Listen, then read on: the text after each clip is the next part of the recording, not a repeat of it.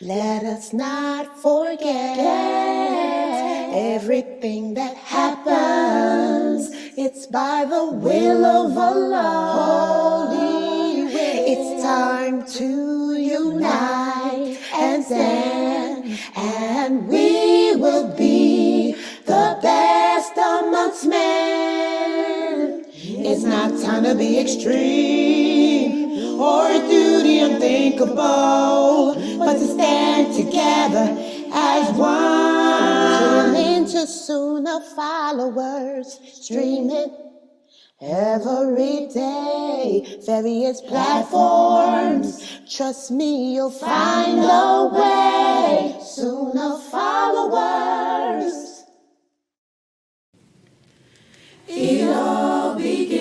Assalamu alaikum. Sunnah Followers, in association with Aris Institute, presents to you an intensive foundation in Islamic studies.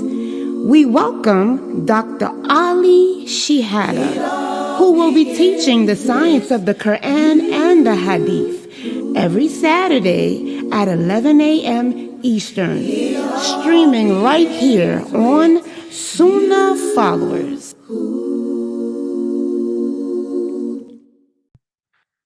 Good day to you, or I'm sure evening, and I think for some of you. So inshallah, we'll get started with today's sessions. Inshallah, I'm going to try my best, inshallah, to try to go a little bit faster to make up for what we didn't do last week, and so that inshallah today we can be done with all of the session 3 classes, inshallah. If I'm going too fast, or if there's, again, as always, if there's any questions, any concerns, please do not hesitate to ask. Your participation is vital, to make sure that this will be successful, inshallah.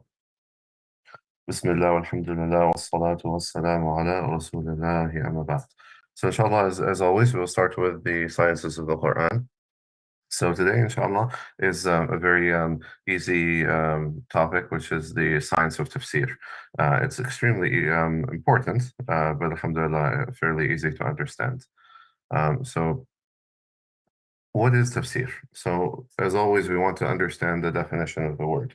So tafsir, it comes from the root word in Arabic, fassara, okay, fassara, and this, it means essentially to uncover something. And so we understand it to mean to clarify or to explain. Okay, and so this is the Arabic lexical, or just the linguistic understanding. It means to uncover, to clarify, to explain. In the Islamic sense, of course, technically speaking, when we talk about what is tafsir of the Quran in the Islamic sense, we're talking about the explanation and of the meaning of the Quran, the understanding of the meanings of the Quran. And so the tafsir of the Quran started early in the time of the Prophet ﷺ, during his lifetime, when the companions would ask him about certain ayat. So they had a very strong understanding of Arabic, of course. Some of them were extraordinarily eloquent and very learned in the Arabic language, but they still asked because, again, sometimes the meanings, the Islamic understanding of a topic or of a word will be different, right? And they were not shy to ask. So what's something that we learn from that point there? Something that you can implement almost immediately.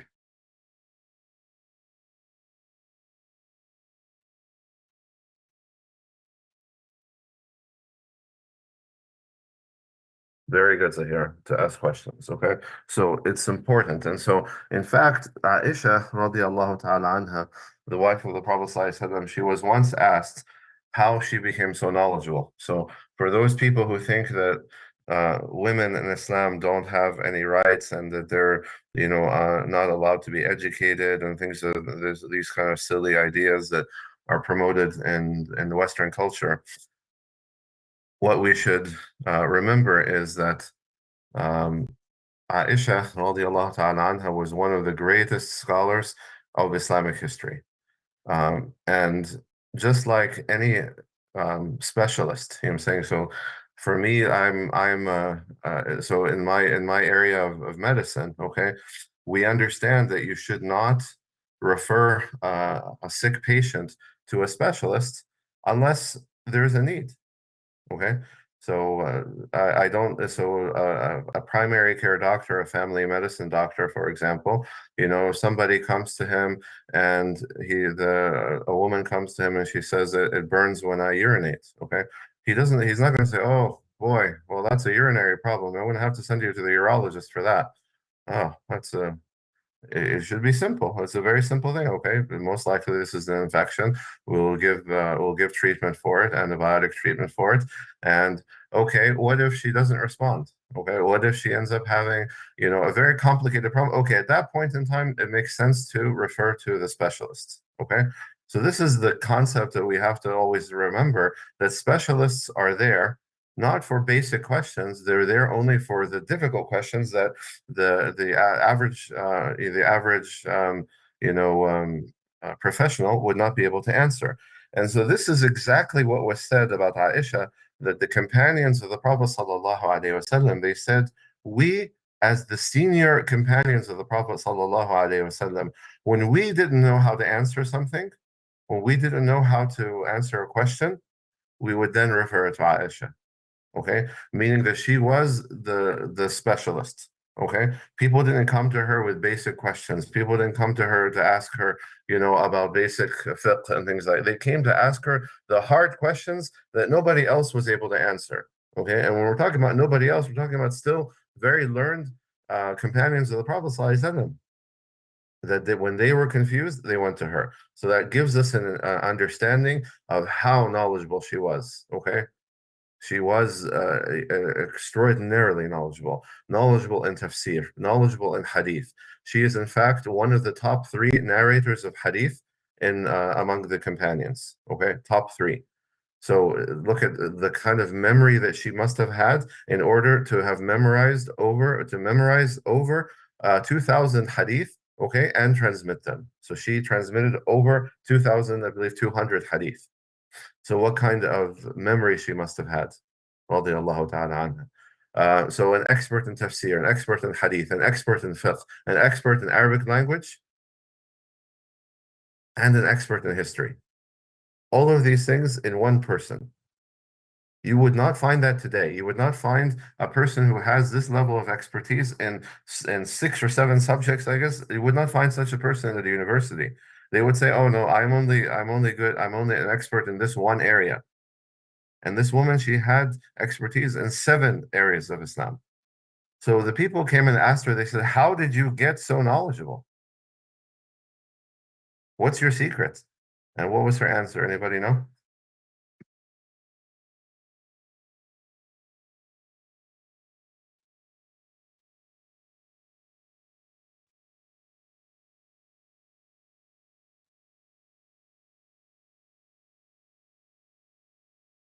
She used to ask a lot of questions. That's one thing. And the second was what?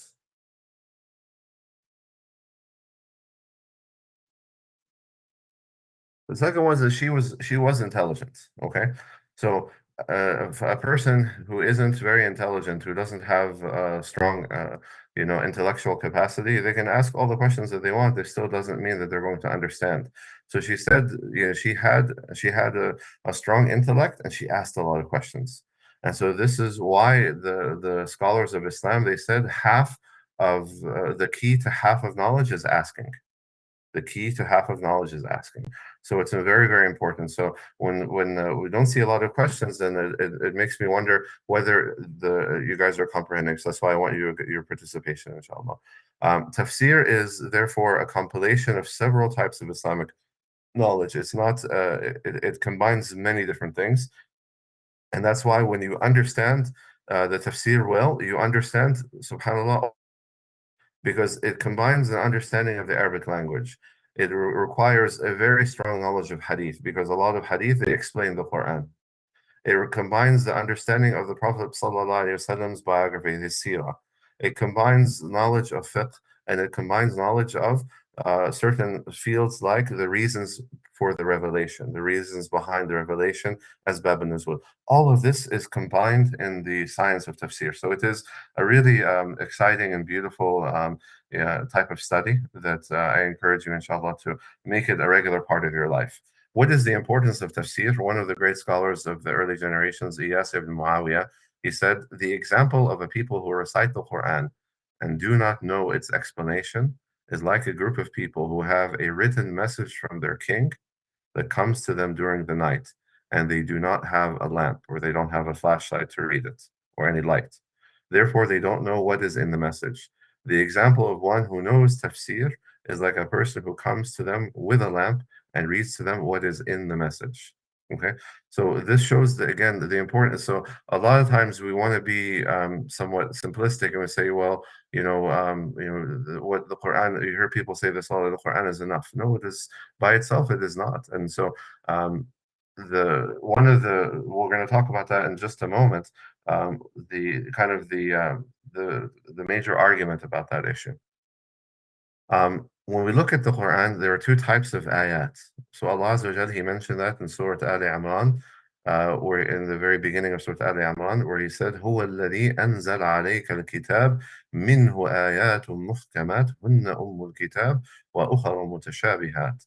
So Allah Azza wa Jal, He describes Himself as the one who has revealed to you the book, of which some ayat are precise, they are the foundation of the book, while others are elusive. And so here we get the understanding that there are two types of ayat in the Quran. The vast majority of them are precise and they are the foundation of the book. So we say that they're like fundamental ayat. And there are others which are allegorical. Okay. So what would be, what is an example of something that's elusive and mutashabih? We're giving an example of an ayah or a part of the Quran which is mutashabih, or it is, it has this elusive meaning. It's not clear meaning.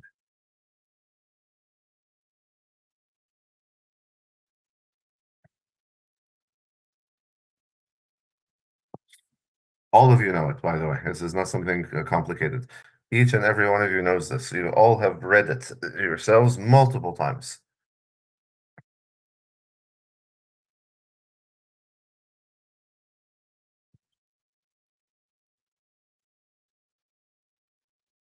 So, for example, what is Alif Lam Mim? Right. So Alif Lam Mim is an ayah from from Surah Al-Baqarah.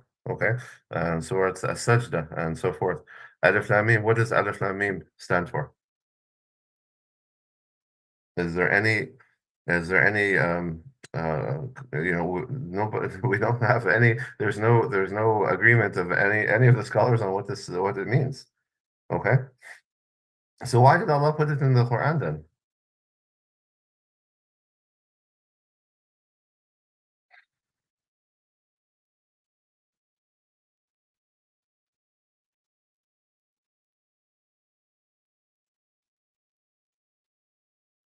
Thank you.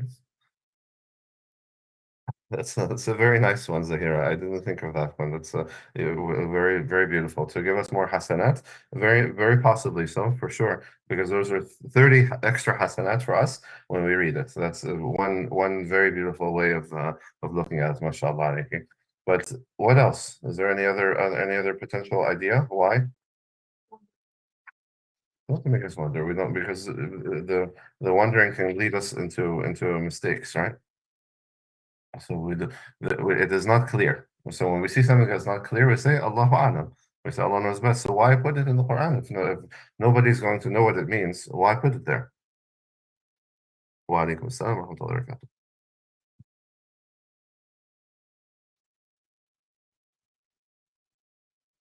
So let's continue, and so when we read this ayah number 7 from Ali Imran, okay, هو الذي أنزل عليك الكتاب منه آيات محكمات هن أم الكتاب وأخرى متشابهات فأما الذين في قلوبهم زيغ فيتبعون ما تشابه منه ابتغاء الفتنة وابتغاء تأويله وما يعلم تأويله إلا الله. Okay, so this is the answer is given in Surah Ali Imran, Surah number 3, ayah number 7, the same ayah that I wrote for you here at the beginning of it. So when we continue the ayah, what does Allah say?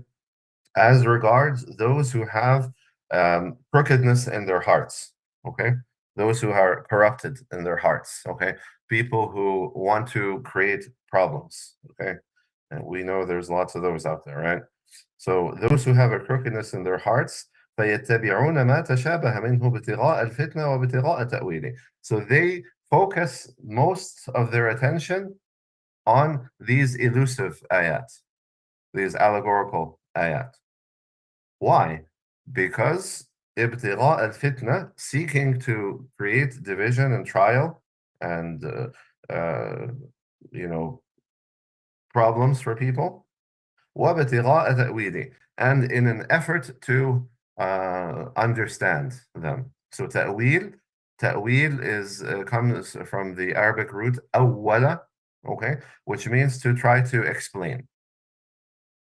Okay, so their goal in pursuing these ayat, rather than the clear fundamental ayat that are the foundation of the Quran, which is the vast majority of the Quran, over 90% of it, I would say maybe even over 95% of it. Instead of pursuing that, they pursue these because there's nobody knows the meaning, okay, and so they can thereby create trouble. Does that make sense to you guys? وَمَا يَعْلَمُ تَأْوِيلَهُ إِلَّا اللَّهُ. Allah is the only one who knows the understanding of these ayat. But these people, they want to create that. What do you guys think? Sarina, tell me. Exactly, very correct. Okay, it's like this guy that created his own religion, okay, in Tucson, Arizona.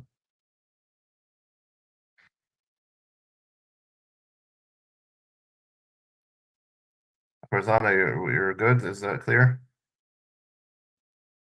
So does it make sense?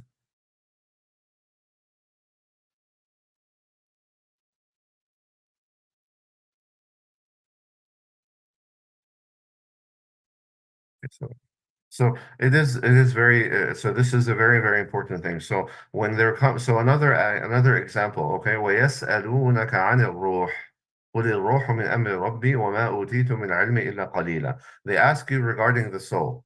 They ask the Prophet ﷺ, tell us about the soul. Okay, so the Prophet ﷺ was instructed by Allah to say to them, قل الروح من أمر ربي, that the soul is from the matters that Allah knows. وَمَا أُوتِيتُم مِّنَ الْعِلْمِ إِلَّا قَلِيلًا. And you have only been given a little bit of knowledge. Okay? So don't try to get outside of your knowledge ability. Okay? So what is the soul? So Allah talks about the soul frequently in the Quran, but we don't know precisely a lot of information about it. This is from the things that Allah has not spoken to us a lot about. So these types of things, the person who tries to then go in and try to interpret the soul and interpret the meaning and talk about it and so forth, this is a person who is trying to create divisions, okay, trying to create problems. So we have to be very careful about that. So the believer, okay, what does he say? He says this Quran, all of it is from Allah, and they focus their attention on that which is clear and understood from the Quran. Any questions on that?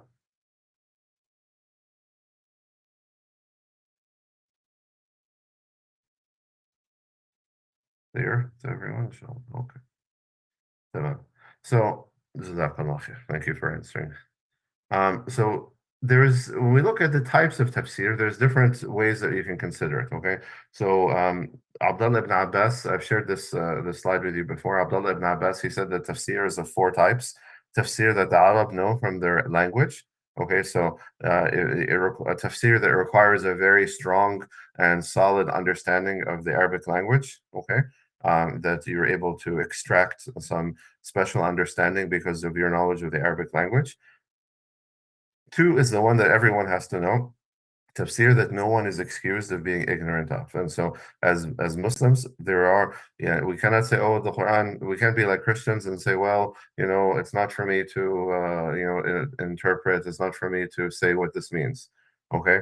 We're not like that. And so Allah has made the Quran, the vast majority of it, very, very clear, even for a young person to understand. And so children understand the Quran and they comprehend it. We look at, so who is the companion who is considered the translator of the Quran, or the one who Allah blessed with through the dua of the Prophet ﷺ, Allah blessed him with a very, very solid understanding of the Quran. What's his name?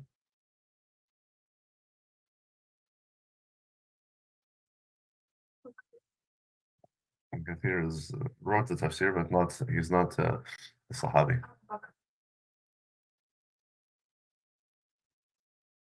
Mu'adh is one of the scholars, very good. Mu'adh ibn Jabal is one of the scholars among the companions, but he's not Turjuman al-Quran. Abu Huraira is the specialist in hadith, but not the expert in tafsir. There's one name that if you read tafsir, you will see his name almost on every page. And that is the name of Abdullah ibn Abbas, radiallahu anhuma. Okay, Ibn Abbas. Very good, Hannah. So Abdullah ibn Abbas. So you must know this name when it comes to tafsir. So the question then, okay, is so you would think then that Abdullah ibn Abbas, in order to have gained this this very in-depth knowledge of the Quran, he must have been an old person. So you would be surprised to know that he gained this understanding of the Quran by the age of 12 or 13. 12 or 13. Okay. To the point that Umar ibn al-Khattab, when Umar was the Khalifa, okay, he invited the senior companions to be on his basically his cabinet, okay, his to consult with him, the Majlis Ashura. So that's the cabinet, okay, and so he invited Abdullah ibn Abbas, okay, and the companions that were looking at Abdullah ibn Abbas and looking at Umar, and they were all men that were in their 50s, 60s, and so forth. And they're looking at this kid who's a teenager, who's like 16 years old at that time. And they're like, why is he here? Why is this kid, sitting on the Majlis Ashura, the cabinet of the Khalifa? So Omar is not Omar is a very wise person, and Omar he noticed that they were having this kind of issue with him, and so he said, "What do you guys know about Surah An-Nasr?" Okay, إذا جاء نصر الله والفتح ورأيت الناس يدخلون في دين الله أفواجا فسبح بحمد ربك واستغفر إنه كان توابا. So he asked the Sahaba about this. So all these senior people, okay, and they said this is a reference to the conquest of Mecca. Is that wrong? Is it not a reference to the conquest of Mecca?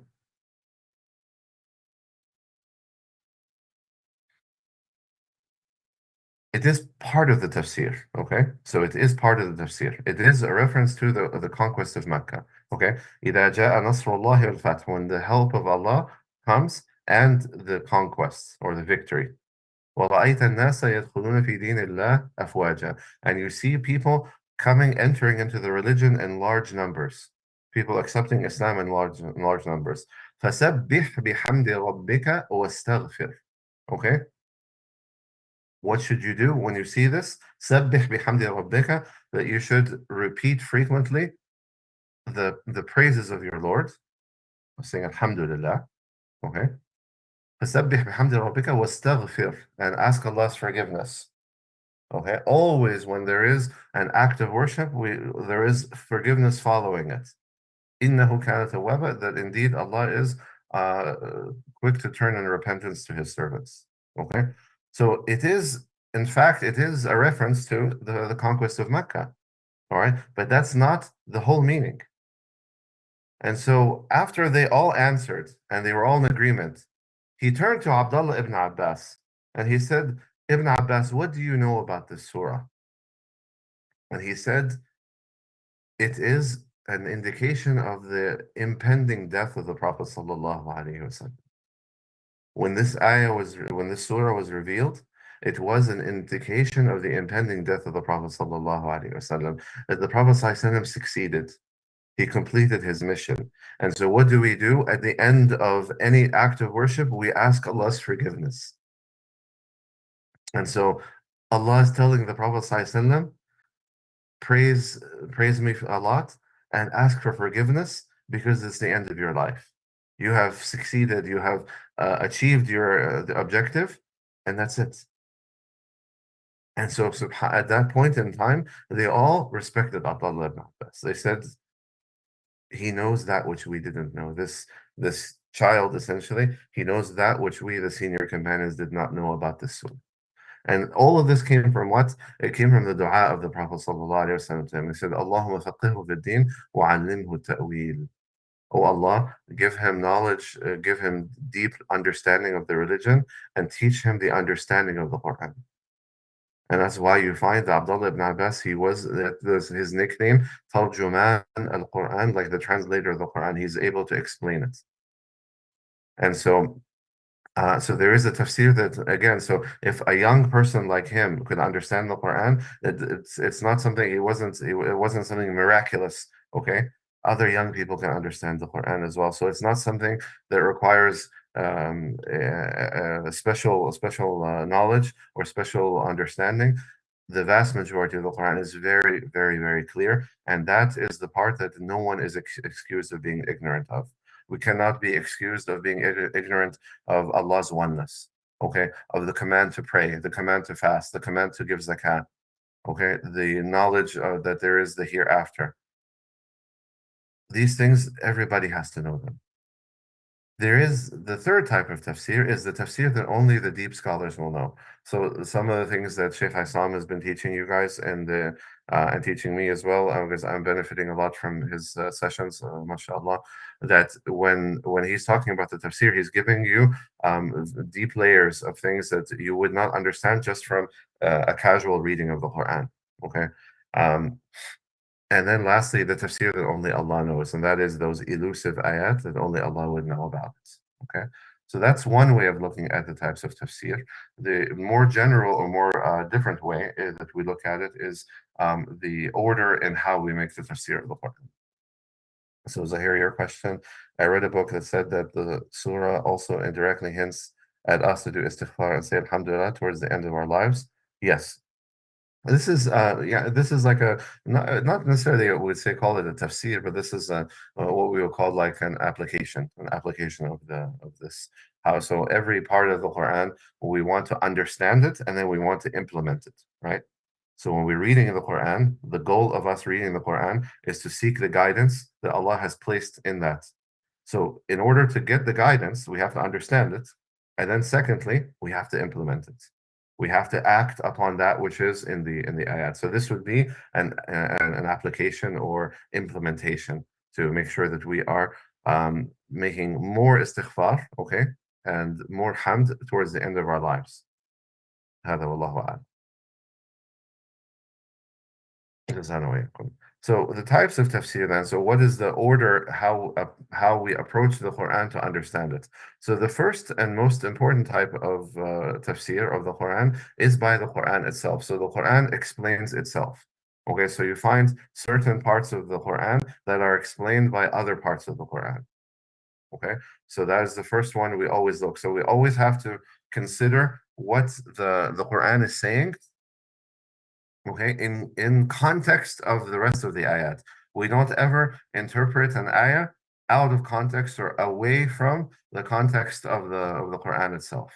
Right, and this is again why it's dangerous. When they say a little bit of knowledge is dangerous, right?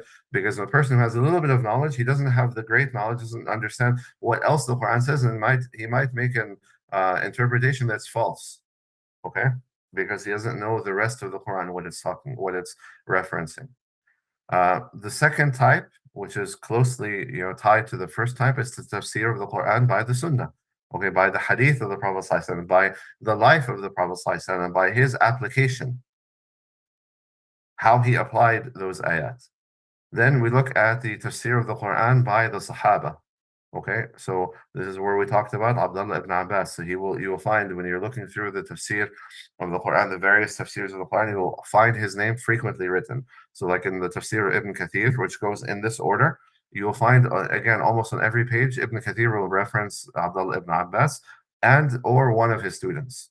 So Abdullah ibn Abbas, one of the great students of Abdullah ibn Abbas is Mujahid. So again, a name that you should be familiar with. Mujahid is one of the tabi'een.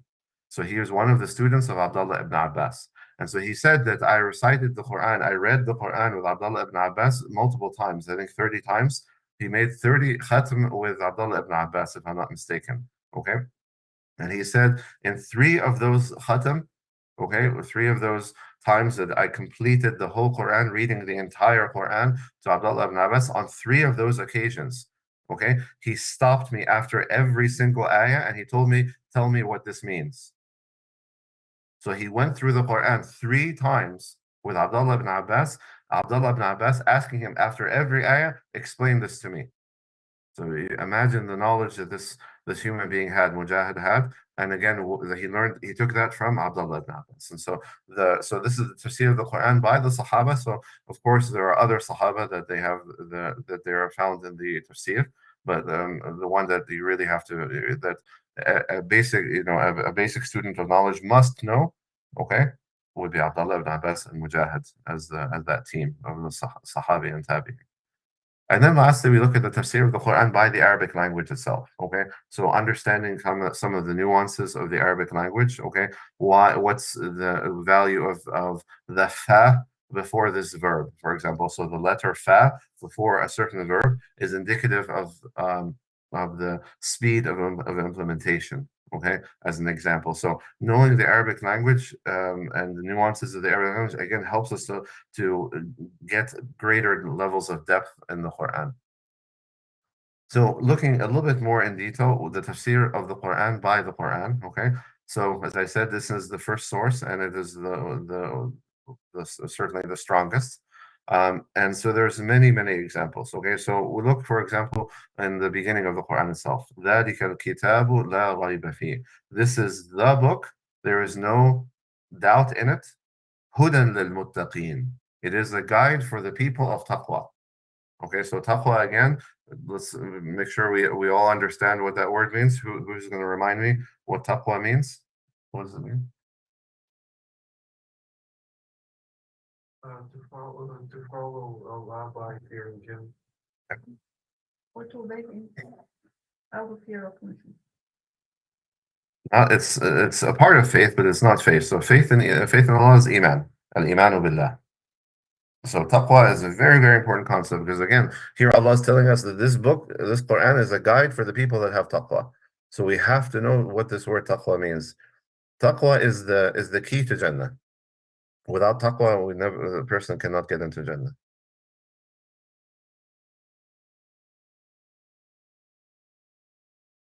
Anybody remember?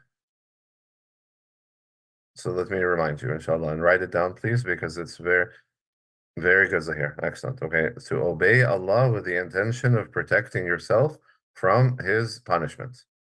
To obey Allah with the intention of protecting yourself from His punishment. Okay, this is what taqwa means. And very important that we understand that. Okay, so the concept here is that Allah commanded us to pray 5 daily prayers. A person who has taqwa is going to make those 5 daily prayers, even if he's tired, even if he's lazy, even if he's hungry, even whatever the case, because he said, if I don't make this salah, then Allah will punish me on the day of judgment. Then hellfire will be my reward or my recompense on the day of judgment because I failed in my obligations. Now, again, it's important for us to remember that we don't only obey Allah out of this sense. Can we obey Allah? As an example, can I pray also because I love Allah or because I'm grateful to Him for the blessings He has given me in my life, grateful for the guidance that He has provided? Of course. So this is how the believer should approach their acts of worship, is that they build all these intentions. Okay? So why taqwa then, it takes precedence in the Quran rather than love or gratitude or something like that? Or even the concept of magnificence. Okay, so Allah is deserving of our worship, even if there is no concept of hellfire and paradise. Allah still deserves it. So why focus on taqwa so much? Not bad for Zana. So discipline, the disciplining the person, but I want to understand more. Like what's special about this idea of obeying Allah with the intention of protecting him myself from his punishments.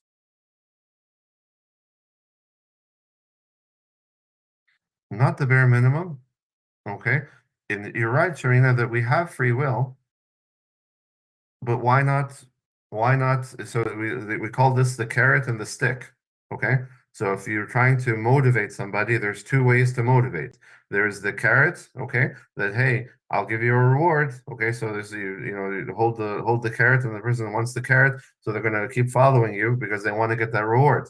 The other one is the stick that you beat the person and you say move, and they will move. Which one is more effective? Sadly, the stick. Okay, this is the reality. The stick is far more effective for human beings. Okay, that is the nature of it. Okay, so if Allah had only put in the Quran, okay, obey me and you will get Jannah, people will not obey Allah, because this is human nature. Okay, human nature. We don't go. So why do you get to work on time? Do you get to work on time because you want to get paid? No, you get to work on time because you don't want to be fired. And you said if I'm going to show up late again, the boss told me come late one more time, and it's going to be your last day. You find the person going to be on time in that case. This is human nature. Okay, we are more motivated by fear than we are motivated by anything else. This is just the human nature. And again, why this is a fact, okay, of human nature. And you see here the miracle of the Quran, that Allah Azza wa Jal, He knows us. He knows that which He knows us because He created us. And so He knows that which is going to motivate us. And so you see that He put that in there. Look, as an example, look at Christianity. Okay, so Christianity, they're running around saying God is love and God loves you and Jesus loves you and all that, and look at the horrendous amount of sin that they're committing. Okay, on a per second basis, not a daily basis. Okay, so you tell me that you love Jesus and all. Where is the life of Jesus compared to your life? So you see these people that look at fornication in the supposed Christian countries. There was a really interesting video that I saw recently of a Muslima, a lady that converted to Islam in South America, and she was responding to the claim that some people have made that when South Americans they accept Islam, they're negating their culture. Okay, and she said, so I want to understand it. She said, I'm South American. So what part of our culture am I negating by being a Muslim? Am I negating the culture of fornication? Okay, am I negating the culture of dressing provocatively? Am I negating the culture of dancing? Am I negating the culture of and she went through all of these different things, subhanallah, that of course they're haram in Islam, okay, and that any person who accepts Islam is not going to do them anymore. So she was asking a very, very valid question: is this what we are? Is this the culture that you guys are talking about? Culture of ignorance and culture of sin? This is well, I don't want your culture then in that case. But she was saying this is not our culture. Our culture, if we go back and we look at the heritage of the Latino community was not like this.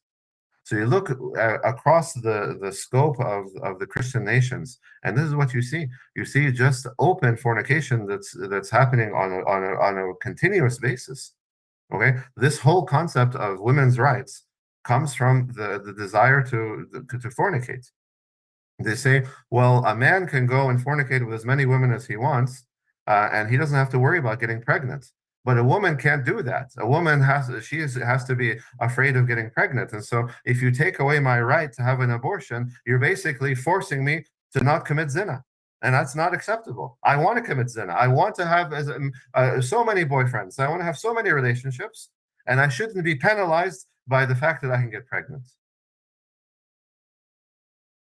This is what happens when people run around and say love, love, love. Does that make sense?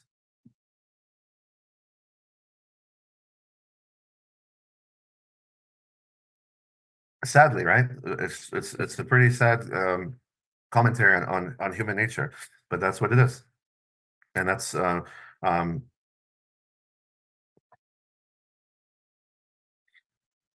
so for Zana to look at that in a different sense. So feminism, okay, the feminism is the extreme, okay.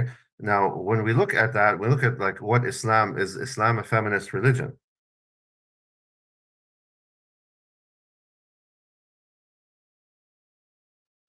It is not.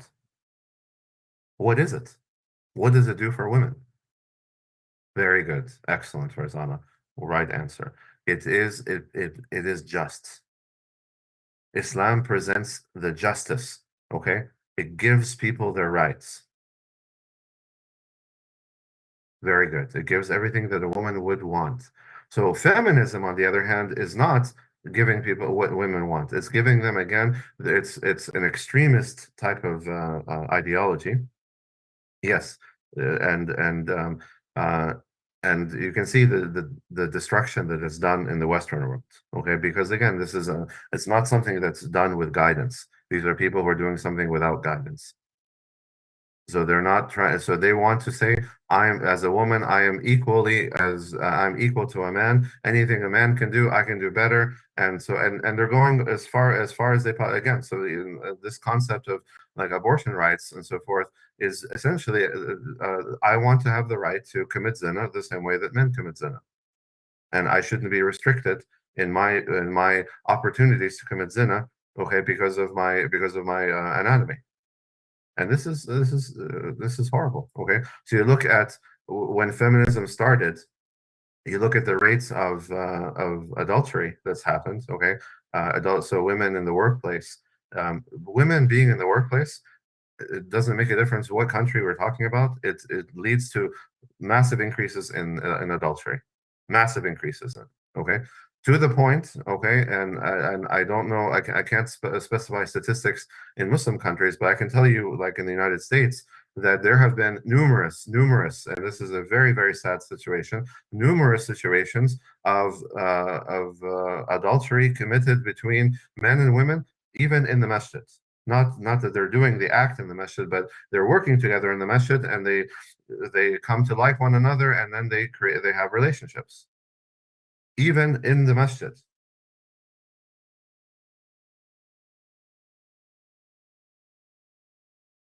So the idea here, and this is again one of the signs of the Day of Judgment. The Prophet sallallahu alaihi wasallam, he said, among the signs of the Day of Judgment is that a woman would go to work with her husband, or go to work as the same as her husband, in the sense that both of them are working. Why? For the love of dunya, because they just want more dunya. And so that's what happens. And so you get women and men working together, and then of course the shaitan this is the playground for the shaitan. Is like this is I have thousands of opportunities to get these people to commit zina, okay, not just one or two. But when things were the way that you look at the Islamic system, okay, so the Islamic system said that women have a job. Women have the most important job of history. Okay, with the exception of the messengers. Okay, that we say maybe the messengers, for sure, the messengers, they had the most important job. The second most important job is what?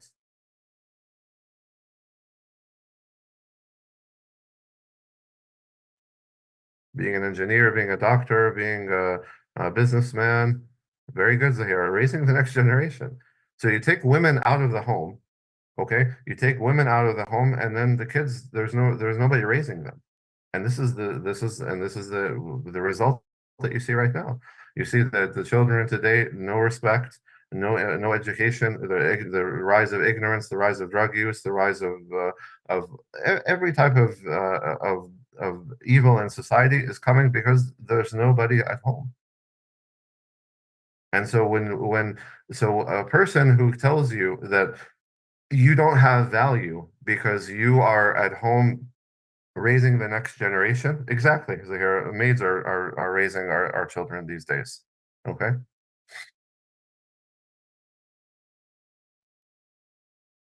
So anybody who tells you that you have less value because you stay and you are raising the next generation and making sure that your children are going to be productive human beings and they're going to be righteous human beings, okay, anyone who takes away the value of your job, then this is a shaitan.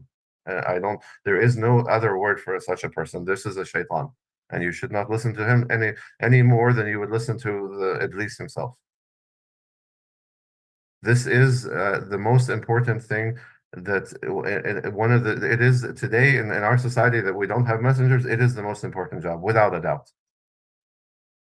So the women who are doing that, who are staying and taking care of their kids and doing the work of making sure that the next generation is done right, these are the real heroes that in the society. These are really the people that deserve all of the praise, not the women who are going and, as they call them in the West, the super mom, who is not super in anything. She's not super in her job, nor in raising kids, nor in any of the things.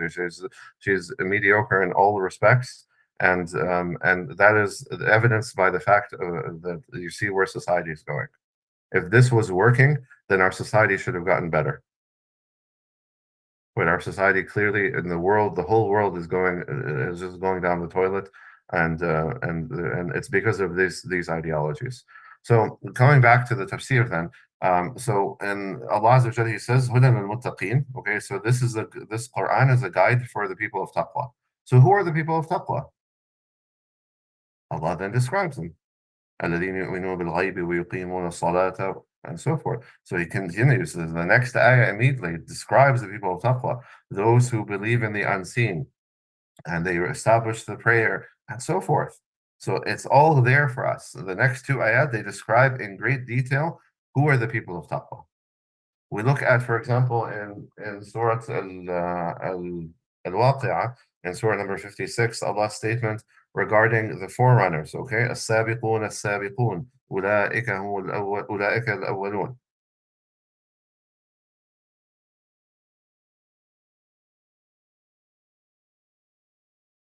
So in this ayah, he's talking about the forerunners, okay? So they are the people who are they're going to be the best, okay? They're going to be the very, very best on the day of judgment, all right? والسابقون السابقون أولئك المقربون في جنات النعيم. Okay, so the forerunners, they are those who are close to Allah, and they will be in gardens of pleasure. A group from a large group from the early generations and a small group from the latter generations. So again, so we would say, okay, I want to be from among these people. I want to be from the Sabiqun. How would I know what the Sabiqun are? Okay, Allah Azza wa Jalla, He describes it elsewhere in the Quran. So if you turn now to Surah number 21, which is Surah Al-Mu'minun, I'm sorry, 22. And you look at ayah 57 through 61, then you will see the description that's given there for the people, the Sabiqun. So we look specifically at ayah 57 and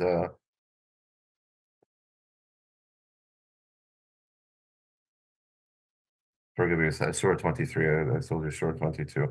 Surah 23. And so Allah Azza wa Jalla's description there of those people, He describes them thus by saying that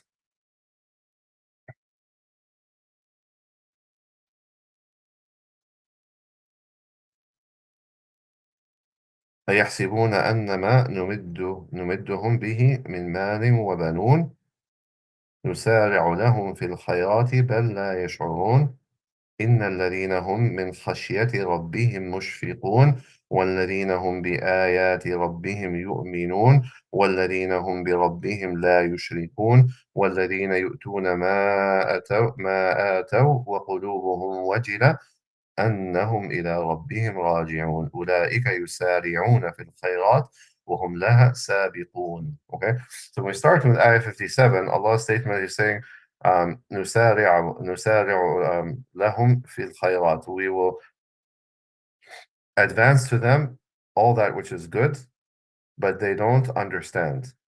Indeed, those who from the fear of their Lord, or from they're humble before Allah Azza wa Jal, and they are afraid of Allah. وَالَّذِينَ هُمْ بِآيَاتِ رَبِّهِمْ يُؤْمِنُونَ, those who believe in the ayat of Allah, and those who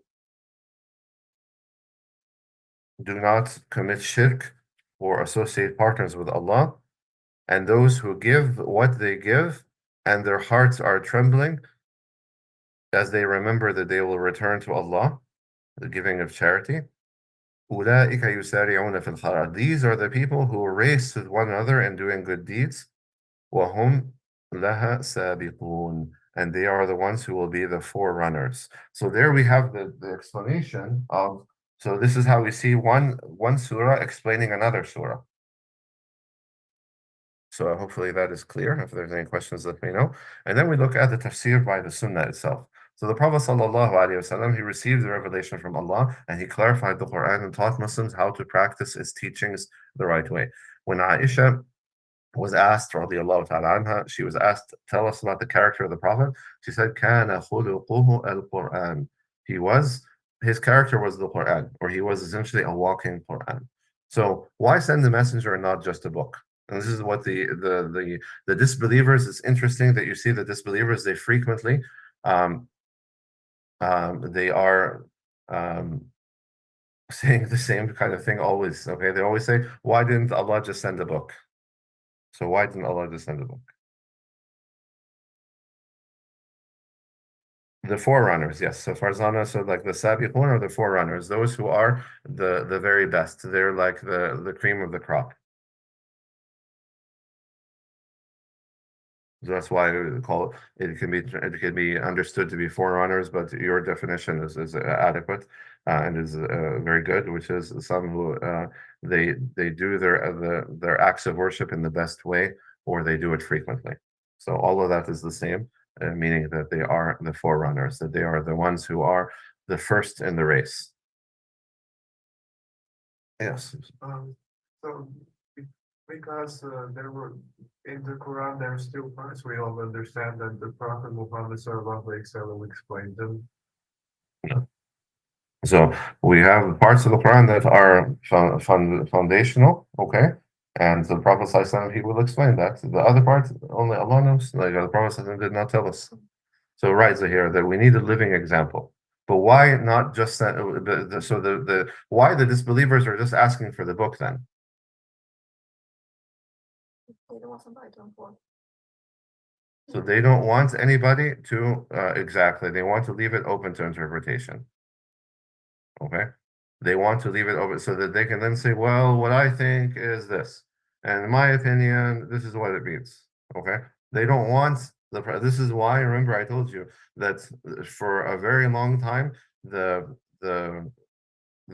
disbelievers are focusing their attention on what part of Islam to destroy it, because then it will allow them to do this. Basically. Hadith, exactly. They're focusing on destroying the hadith, okay? So for a long time, Western scholars, or what they call quote unquote scholarship, okay, has been making an effort to destroy the hadith, to try to remove hadith and to basically throw doubt into the sunnah of the Prophet sallallahu alaihi wasallam. Why? Because then if they say, well, we really can't trust the hadith, it was a nice effort, we got to give them credit.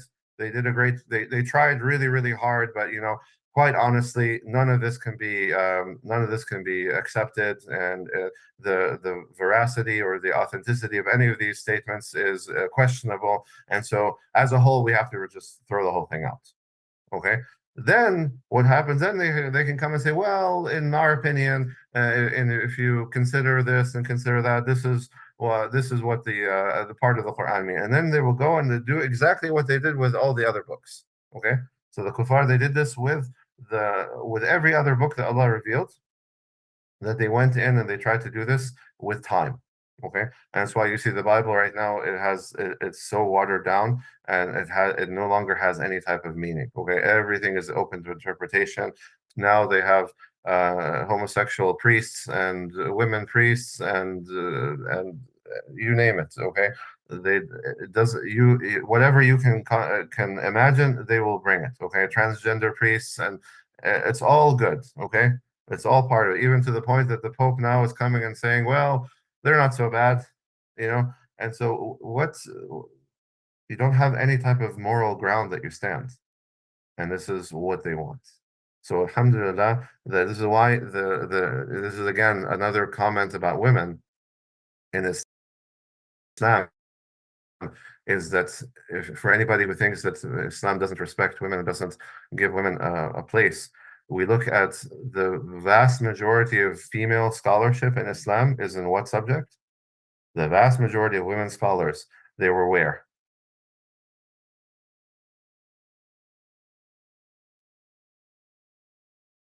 Was it tafsir? Was it fiqh? Was it hadith? Was it language? Was it seerah?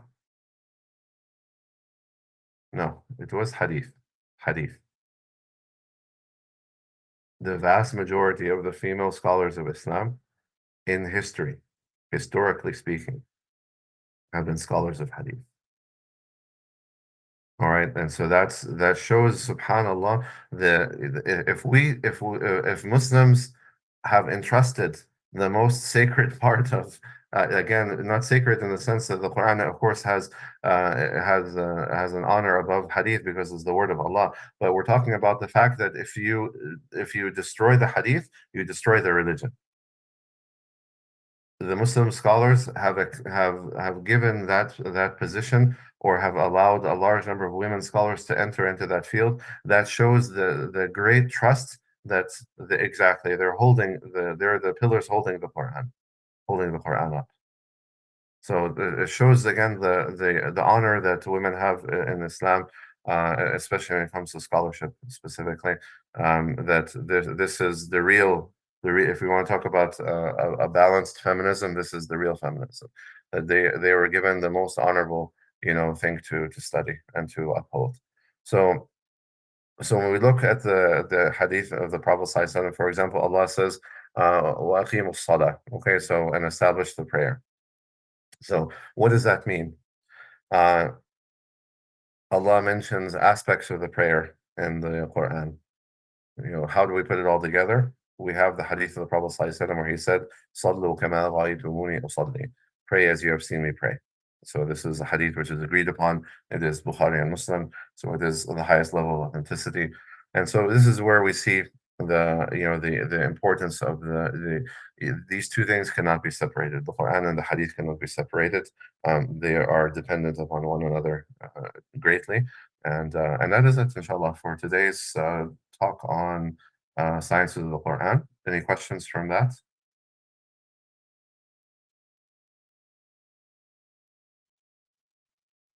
Promise I was going to go fast and I went slow again.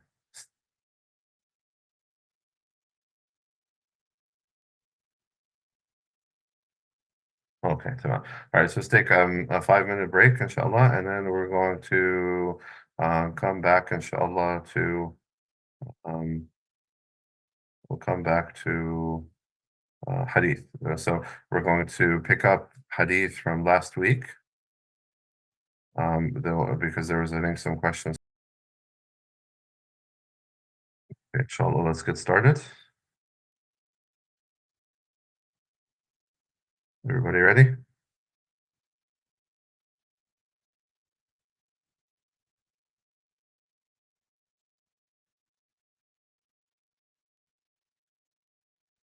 Okay. Hannah's ready. Everybody else?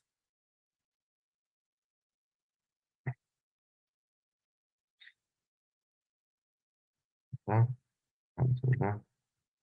Okay.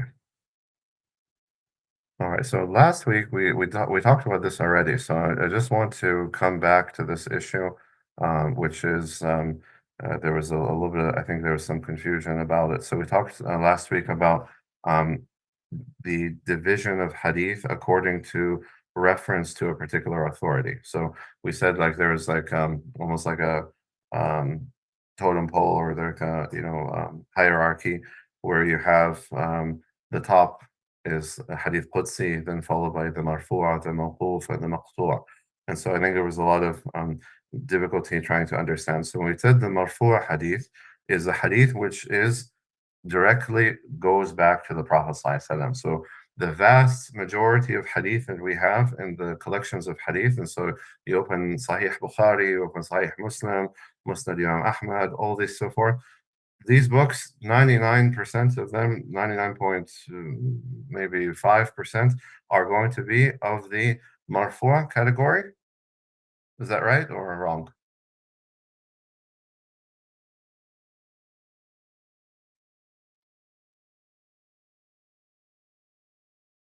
Good, okay. So Farzana is saying yes. Do you guys agree?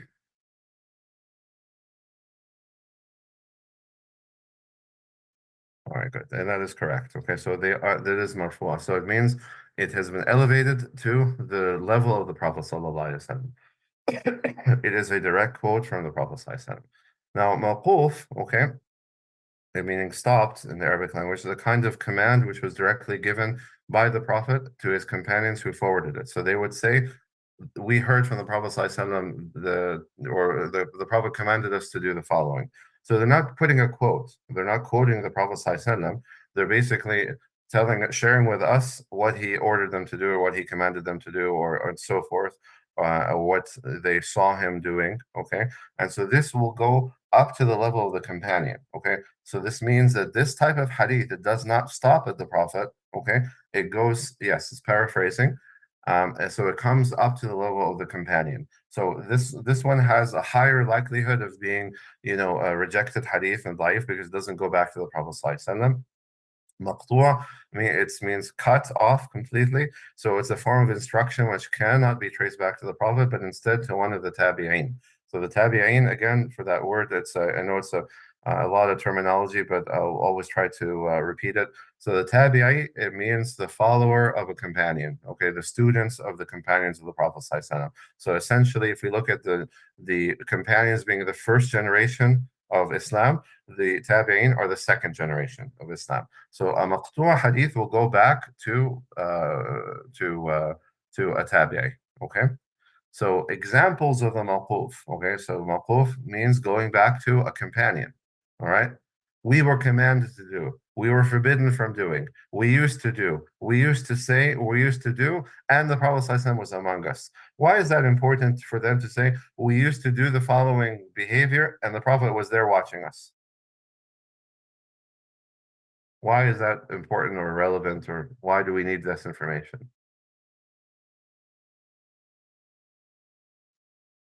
Good. And so the approval, okay, we call it the tacit approval, okay, of the Prophet ﷺ is part of the Sunnah. So the Sunnah, it is the sayings of the Prophet, the actions of the Prophet, and the tacit approval of the Prophet. So if the Prophet ﷺ approved of something that was done in front of him, that elevates that behavior to the level of of Sunnah. And that's why it's important. So these are the examples of mawquf. As I said, these can be, you can find quite a number of these, and they can be authentic hadith. To look at it visually, okay, so I tried to add these so that you can see it from a different standpoint visually. So we have the divine revelation, okay, the hadith Qudsi. All right, so it is a statement of Allah. A quote of Allah Azza wa Jal in the hadith, it is a hadith Qudsi. So you see that it goes all the way up, okay? Here it goes all the way up to I hope you can see my pointer. It goes up to there. So this is the hadith Qudsi. Saying of the Prophet is marfu'a. Saying of the companion, mawquf. Saying of a successor or follower, tabi'i, is going to be in the maqtu'a group. So I hope that helps a little bit. To look at it one other way, right? You can look at it this way, the hadith classification. So we can see it here, classified by author, marfu', mawquf, and maqtu'. So marfu' saying of the Prophet, mawquf saying of a companion, maqtu' saying of a follower. Okay. today we're going to talk about this this group here, the classification of hadith by the authenticity. Okay, so we're going to focus today on the what it means to be sahih or hasan. So that's I wanted to come back to this slides just to kind of make sure that we covered it. And then this is just one more. Okay, and this is kind of a quick summary of what we did last week. Okay, so we look at classification of hadith. So it can be according to the reference to a particular authority, which is what we're talking about now. So the hadith Qudsi, the sacred hadith, which goes back to Allah, the marfu', which goes back to the Prophet, the mawquf, which goes back to a companion, maqtu'a, which goes back to a tabi'i, okay, a student of the companions. All right, we talked last week about classifying hadith according to the number of reporters, okay, involved in each stage of the chain, the isnad. So mutawatir means consecutive or a huge number of chains. And then we talk about the ahad hadith, the isolated hadith, which includes the sub classification mashhur, okay, which is less than 10 but more than 3, okay. Aziz, which would be 2, and gharib, which is one chain of narration. All right, and then today we're gonna, as I said, we're gonna look a little bit into some of these issues of Sahih. So, any questions on that before we close this one off? And again, these slides are all available to you guys if you need them. I have emailed some of you already some of these slides, but if anybody else wants them, you are welcome to reach out to me and get them, inshallah.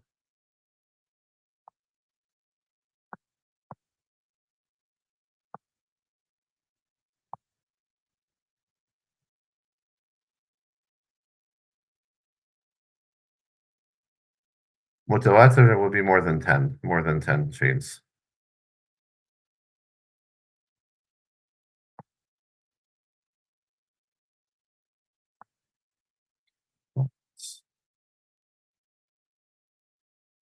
So today, inshallah, bidnillah, we're going to go over the hadith classification based on authenticity. Okay, and so from this is a huge subject, and so we're going to take it little by little. And so today we're going to just look at what is the sahih and hasan hadith.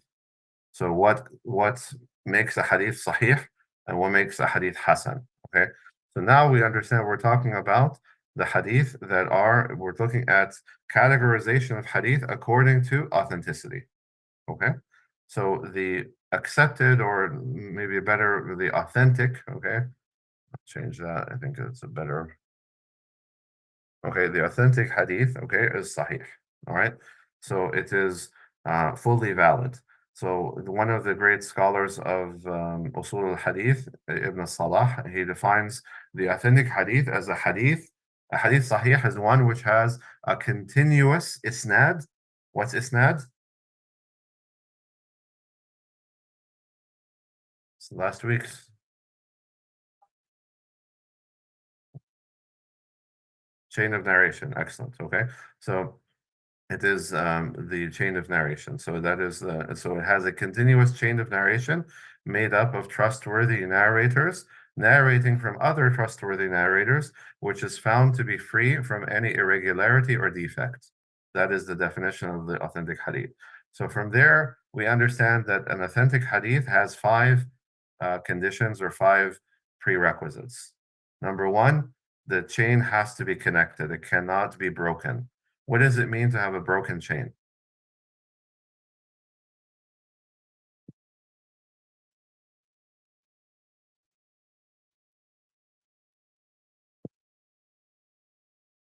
Good. Okay. So the majhul, okay, person is not known in the chain, or they sometimes they say we heard from a man. Sometimes they'll say something like that.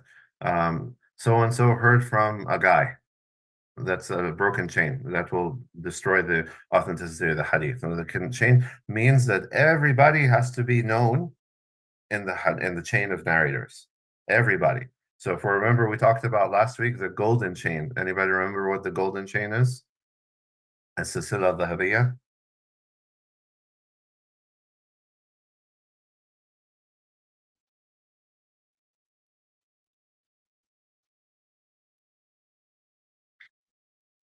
So السلسلة الذهبية would be مالك عن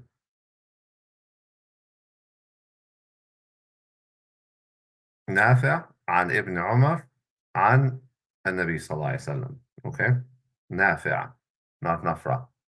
Okay, so it is Imam Malik who heard from Nafi'. Okay, so let me just share that.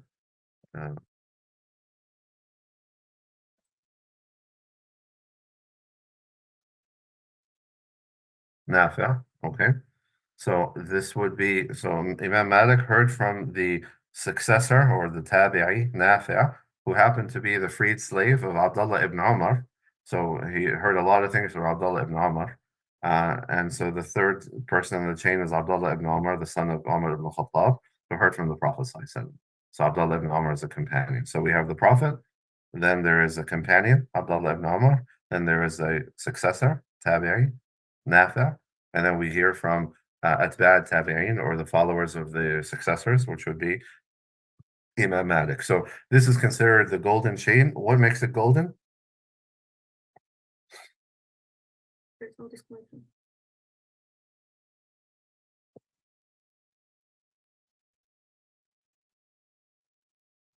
Not just that everyone is known. They are all the highest level of authenticity or trustworthiness. Okay.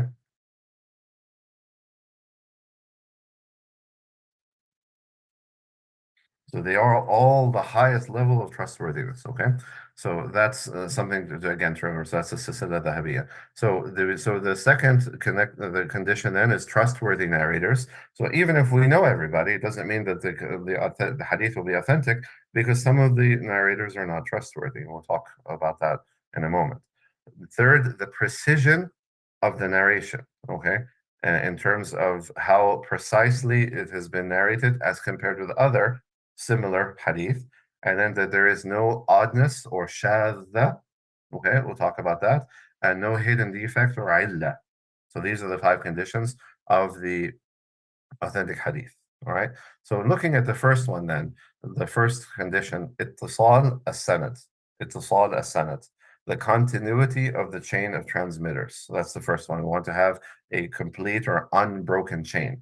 So the chain of narrators, okay, who are relating the matan. This is again from last week's terminology. Matan is the text of the hadith. All right. So we have isnad and matan, right? So the isnad, who is relating the matan, has to be unbroken for the hadith to be considered sahih. Okay, saying it without the terminology, the chain of narrators who are relating the text of the hadith has to be unbroken. All right, that means that none of the transmitters must be missing from the chain, and each narrator, which is called a rawi, so that's a term for today, a rawi is a narrator, has to have met the transmitter directly preceding him as well as the one directly following him. And each rawi has to be a known individual, otherwise he is classified as majhul, an unknown person. And the sanad thereby would be broken. Like I said, there are a hadith that say something like that. Okay, and a lot of times the reason is they want to hide. Sometimes the person who is narrating the hadith, he wants to hide, the person, because he knows that that person has some issue. Okay, so he doesn't mention him. So he'll say, "I heard from somebody," okay, or "I heard from one of my teachers." Okay, so this would be considered majhul, unknown. Okay, you're being vague. So this is to help us understand the continuity of the chain of transmitters, ittisal as-sanad. Is that clear? I know it's a lot of terminology, but you guys are learning to be scholars, and so inshallah you have to know these words. So I'm trained how many? Clear? What? How many in one chain? Could be, has nothing to do with it. The number of people on the chain is irrelevant. It has only to do with the fact that the chain itself, everybody in the chain is known, and that everybody met the one who he heard it from and the one who he's telling it to. All right. So this is very important. If there is a rawi, a transmitter of the hadith, and we say, wait a second, this guy never met this guy. This guy was living in Iraq, and the other guy was living in Morocco. They never met each other. Okay, so then there's a problem. Then that would constitute irregularity of the chain. Okay, a broken nature. So they have to have met the person that they heard it from, and they met the person that they told it to, and everybody has to be known. Farzana, Tunda, Iram, is it clear? And again, if it's not clear, don't hesitate to ask for help.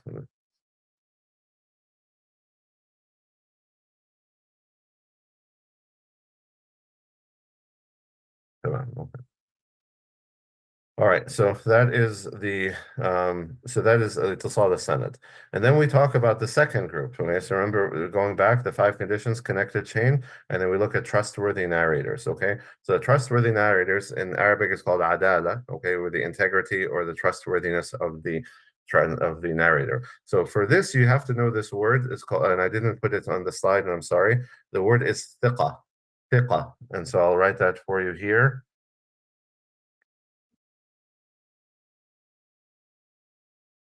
Okay, thiqa, and that means trustworthy. Okay, that's a trustworthy person. So you will find this word used very frequently. Okay, and so thiqa is singular, and then thiqat would be the plural. All right, so this is what we're looking at. We're looking at is the integrity of the narrator. Okay, so integrity means that the narrator was a practicing Muslim who was not known to have done any of the major sins. If he was a known liar, that he will be classified as kadhab, and any hadith that he is involved in will be a da'if hadith, it will be weak.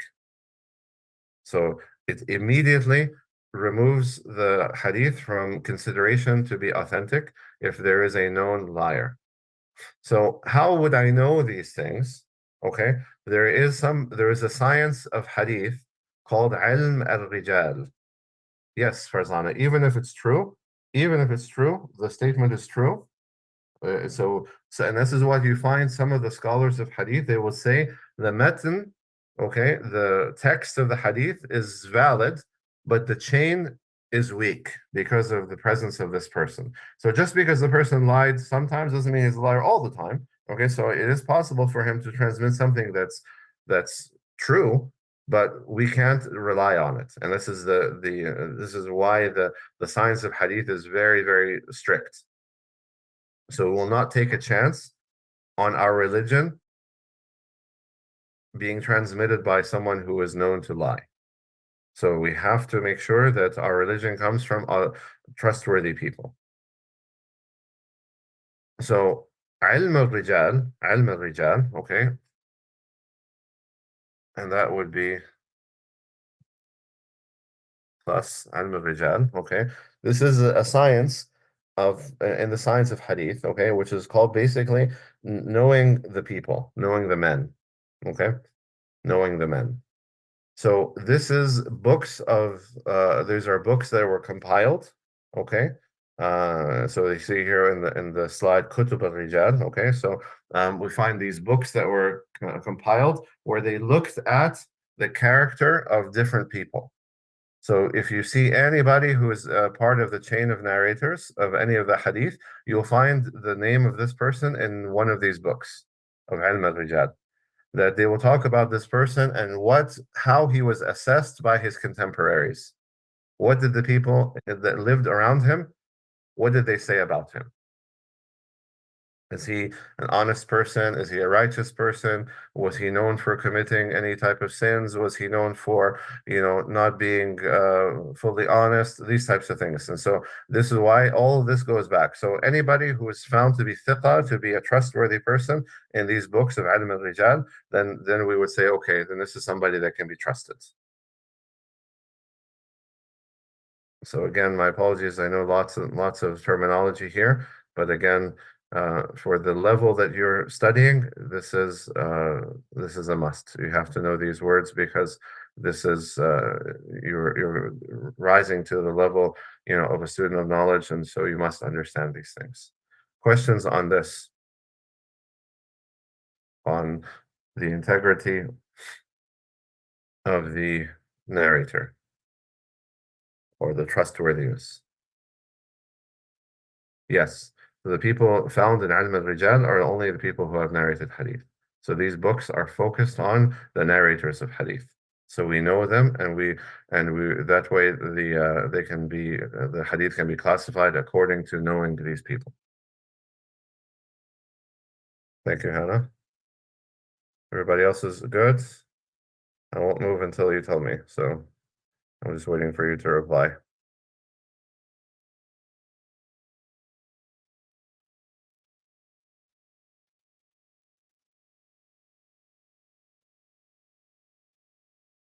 No? All right, so the next concept then, the third prerequisite of the Sahih Hadith is going to be dabt, which is the accuracy. Okay, so now we're not looking at the chain anymore. Now we're looking at the matan. Okay, now we're looking at the matan of the Hadith itself, the text, the actual body of the Hadith. Now is what we're looking at. So the accuracy of the text or the matan is determined by two factors, either of which is sufficient by itself. So one or the other of these have to be valid in order for the hadith to be considered authentic. Okay, so we have dabt al-sadr and dabt al-kitaba. So we have the soundness of memory, okay, the accuracy of memory, and then we also have the accuracy of writing. So it depends on how that individual narrated hadith. Okay, so each narrator must be known for his ability to memorize and repeat with a high degree of accuracy the hadith that he's narrating. So if a narrator had a tendency to repeat hadith in a number of different ways, such a hadith will be classified as muttarib. Muttarib, which means confused. And that will lead to that person not to being, this information will be found in the books of Ilm al-Rijal, and this person will not be considered thiqa. He will not be considered trustworthy. He will be considered da'if because he doesn't have a good memory. So you can't say, well, sort of like this, kind of like this. No, in hadith, it is this. This is what the Prophet ﷺ said, and there has to be no question about it. So every time the person is narrating the hadith, you find that he narrates it with a high degree of accuracy. So if if we're looking at the English language, in one hadith he mentioned the, and the other one he didn't mention the or a and an, and these types of this is irrelevant. Okay, we're talking about the core core concepts that are in the hadith. They have to be relayed with accuracy, so that every single time is being narrated accurately. So when the narrator's level of accuracy is mediocre, but the other conditions of authenticity are fulfilled, then the hadith will be classified as hasan, okay, which we're going to talk about later. Okay, so that means hasan has all 5 categories except this one. Okay, and in this specific category of dabt, we say the person, he's good. Okay, he's not great. Okay, makes some mistakes, but his mistakes aren't critical type of mistakes when in terms of the hadith. Some people were not reliant on their memory alone, but they used to write down the hadith. Okay, so in this case we would look at dabt al-kitaba, the accuracy of the writing of the hadith of this narrator. So the narrator who does not fulfill the soundness of his memory must be known for recording his hadith in books accurately, and his narrations can only be from books. So if they say so and so narrated while he was riding on his horse, okay, then this is a hadith that's being narrated from memory. If this person is not known to narrate from memory, but known to narrate from books, then this would not would be rejected, because say this person, we don't know about his memory, because typically he narrates from books. So anything that he narrates from memory would not be acceptable. So this person must be known for recording the hadith in books accurately, and narrations can only be from books. And so these two preconditions are also, again, as we talked about, verified in Ilm al-Rijal. Okay, so all of this information will be found in Ilm al-Rijal. They would say, so and so, he narrates from writing. He narrates from his books. He has written these hadith down, he narrates from that. No, so and so, he narrates from memory only. And that's the idea. Clear?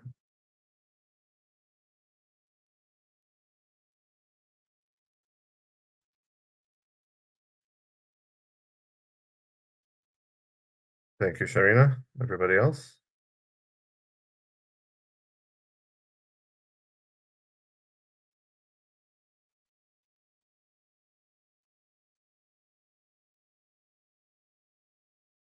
Jazakumullah khair. Everybody else is good?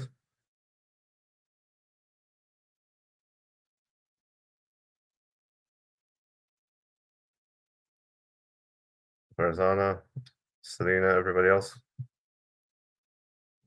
Samina, everybody give me your, make sure that we're all together here. Zahira?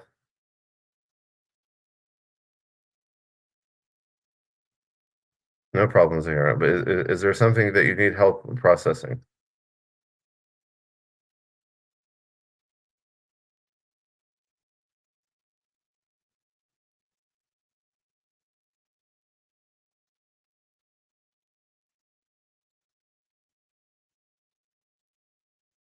I'll let you get back to me on that, inshallah, when you're ready. All right, so the next category then, or the next precondition, number 4. Now we're going to come to, now we're going to look at غير شاذ, okay? So if we come back to this this initial slide, we're going to say no oddness, okay? No oddness. So the oddness that we're talking about here, this is another term for you to learn, شاذ, okay? شاذ. Okay, so shadh, it means like odd. It's an odd thing. Okay. So we look at this as conformity. So it is critical that the hadith conform to similar hadiths narrated on the same topic whose chains are strong, at least as strong or stronger. If the text of a hadith contradicts that of another well-known text whose chain of narration is stronger, or it is in conflict with a group of other narrators of a similar status, it is classified as shadh, okay? Errant or odd or weird, okay? Which is one of the categories of the weak hadith. So this would automatically, if the hadith has some shudud, okay, shudud would be like the plural. If it has shudud or has some shadh in it, then it would be a hadith that is weak. So it means, again, so the scholars of hadith, they have to look at this narration and compare it to other narrations of a similar nature. And if this one is just off, it's not saying the same thing as the others, then there's a problem. And that would automatically weaken it. And the last one, okay, that there's no hidden defect. La illa. Okay, so the illa would be the hidden defect. Okay. So in order to be an authentic hadith, it has to have an absence of a hidden defect. So the hidden defect is a defect that causes the hadith to appear to be sound and only becomes evident after a deep investigation. So a hadith with hidden defects is called ma'lul or mu'allal. So the great scholar of hadith, Ibn al-Madini, he said that a defect can only be revealed if all the isnads, all the chains of narration of that hadith are looked at. So in his book, Al-Ilal, he listed 34 tabi'een and the names of the companions they heard hadith directly from. For example, he said Al-Hasan al-Basri, the great tabi'i, he never met Ali radiallahu ta'ala anhu, the companion of the Prophet ﷺ and the Khalifa. Al-Hasan al-Basri, he never met Ali. Okay, although there is a slight possibility that he may have seen him during his childhood in Medina. So Ali, as the Khalifa, he was living in Medina. Al-Hasan al-Basri was born in Medina. Okay, so there is a possibility that as a child, Al-Hasan al-Basri, he had some opportunity to meet Ali or interacted, had some brief interactions. Okay, not to the level that he would have narrated hadith from him. Not to the level he would have narrated hadith from him. Okay, so this is a very important piece of information because it disproves a lot of the hadith which are often found in some of the Sufi books. Okay, in where they claim that Hassan heard from Ali. So if we know that that's not realistic and that Hassan did not hear hadith from Ali, then it automatically discounts that group of hadith. So only a few scholars had compiled books on this topic, among them Ibn Abi Hatim al-Razi and ad-Daraqutni.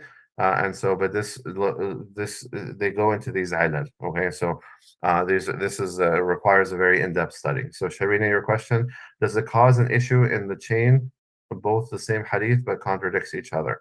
We're not talking about full contradiction. Okay, we're talking about oddness. That's something, it's not consistent with the others, it doesn't conform to the other hadith. Not necessarily that it completely goes against it or goes completely opposite to it. We're not talking about that. We're talking about that there's some oddness in it. Okay, some detail which is only found in this one but not found in any of the other ones, as an example. Or an addition. So you find a lot of times there is additions to the text of the hadith. Okay, so all the hadith, they report the statement of the Prophet ﷺ as an example. We're going to look at it in a moment. That the ghusl or taking the ritual bath is a requirement every Friday. Okay, and so you find all the hadith. There's so many chains of narration. They mention it just like that. Okay, that's al-ghusl wajib yawm al-jum'ah. Okay, so that the ghusl, the bath, is a requirement on Fridays. But then you find one hadith that has like an extra few words. Okay, for this type of person. Okay, so you find this. So this makes it shadh. It's odd because nobody else has this addition. So why does this person have this addition? Okay. So it calls into question okay, did this person mix between two different hadith, and so he heard this addition in another hadith, but he thought it belonged here, and so he mixed them up. So there is something odd about that. Something that doesn't make sense. And so for that reason, then it automatically it weakens the hadith. It doesn't allow it to be among the sahih. I hope I explained that in a reasonable way.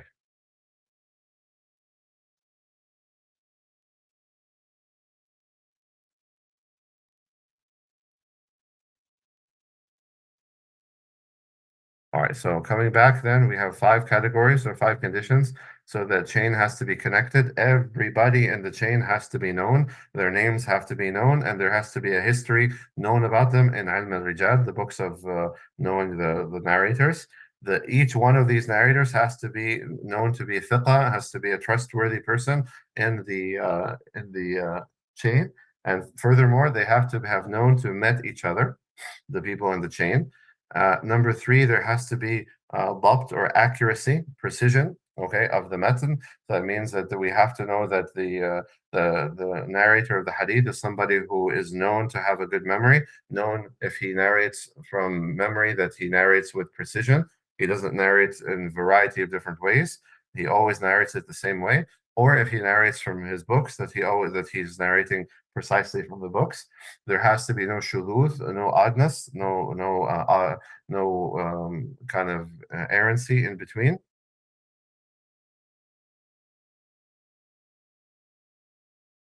You can't hear me? Does everybody can hear me or not? Or just say here I can't hear?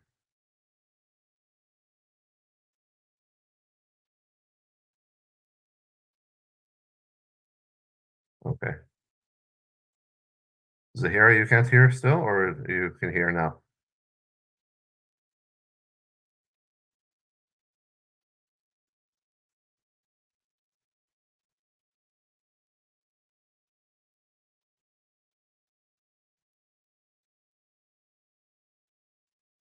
Oh, okay. Khair, inshallah. So coming back, I'm just going through the review of Zahira, just reviewing everything we just talked about, just kind of giving a quick rundown. So the oddness of the shudud and no hidden defect. Again, some of these things that you would only pick up on an in-depth study, like recognizing whether two of the narrators that are mentioned in the hadith had met with one another or had any opportunity to meet or something along those lines. And so these are the conditions. And so let me know if there's any questions on that before we move forward. And then we'll start looking at some examples. So in this Sahih Hadith in Sahih al-Bukhari, okay, so Bukhari narrates from Musaddad, who heard from Yahya, who heard from Shu'bah, who heard from Qatada, who heard from Anas radiallahu ta'ala anhu, the hadith of the Prophet sallallahu لا يؤمن أحدكم حتى يحب لأخيه ما يحب لنفسه. That none of you truly believes until he loves for his brother what he loves for himself. Okay, so here when we look at this hadith, okay, then we see that all the men, the people are in the chain of narration are known. Musaddad is a known entity, Yahya a known entity, Shu'bah known, Qatada known, Anas of course well known. Okay, so there's no problem. There is continuity, there is no majhul or unknown person in this chain. Secondly, all of these people are known from Ilm al-Rijal to be thiqat. All of them are known in the books of the biographies of the narrators, okay, to be trustworthy. All of them are thiqat. Thirdly, this matan, okay, this text, it does not differ from any other text of the similar nature. So this is not the only chain of narration, that's not the only isnad for this hadith. There are other asanid of this hadith, and they're all the same. Okay, so there is no variance of any major degree in this text. None of you truly believes until he loves for his brother what he loves for himself. Okay, so there is conformity. Number four, there is no oddness. Okay, that we don't see something here that's odd as compared to the others. We know that all of these people that they have good memories. Okay, so the dabt. Okay, and lastly, there is no hidden defect of any nature found in this hadith. And so now we've just looked at that hadith in that way, and we can understand how Bukhari came to the conclusion that this is an authentic hadith. So what are some of the books of Sahih? So we know, of course, Sahih Bukhari and Sahih Muslim. Everybody knows them. There are other books that are a little bit more controversial because some of the scholars of Hadith had said they're not really all Hadith that are Sahih, and some of them they have issues. And again, this would probably go back to what? This is an advanced question. If Ibn Hibban, for example, Ibn Hibban, he included a hadith that he classified as sahih. But then Sheikh al-Albani or al-Arnaut, they go back and they look, or Ahmad Shakir or any of the other later scholars of hadith, they come and say this hadith really isn't authentic. Where would they likely find the problem? Would it be in the continuity of the isnad? Would it be in the trustworthiness of the narrators? Would it be in the accuracy of the narrators? Would it be in the potential of the potential for finding some oddness in it or strangeness because compared to other hadith, or due to a hidden defect? Where do you think it's likely that it would be found, the problem? And this would fall for the hadith of Ibn Hibban, Ibn Khuzaymah, and As-Sakkan. Very good, Hannah. Excellent. Well done. Hidden defect. Why? Because this is the one that requires that you have the most information. So a hidden defect may not have been known at the time of Ibn Hibban when he classified this hadith as authentic. Later scholars would say, wait a second, no, there's a problem here. Now that we have more knowledge, okay, we can see that there is a hidden defect here. There is a problem that these two narrators, there's no way that they had an encounter with one another. Or when we look at a lot of, now that we have all the access to all the different varieties or chains of this particular statement, now we see that this one is weird compared to the others. Okay, so it's going to usually be in the illa or in the shudud, okay, but most commonly in the hidden defect that they will find. And so you find that Shaykh al-Albani, rahimahullah, that he typically was having these, and that's why his books of authenticity, as what I was told by one of my teachers, by the hadith is life, it means there's no hope for it whatsoever. So Shaykh al-Albani, sometimes he would classify hadith as Hasan, but some of the other scholars would take, issue where they would say, I disagree with you, but nobody disagrees with his when he calls the hadith weak. And that's because he wanted to try to give every opportunity for us to benefit from the hadith. Rahimahullah ta'ala. So that is Sahih. Any questions on that before we move on to Hasan?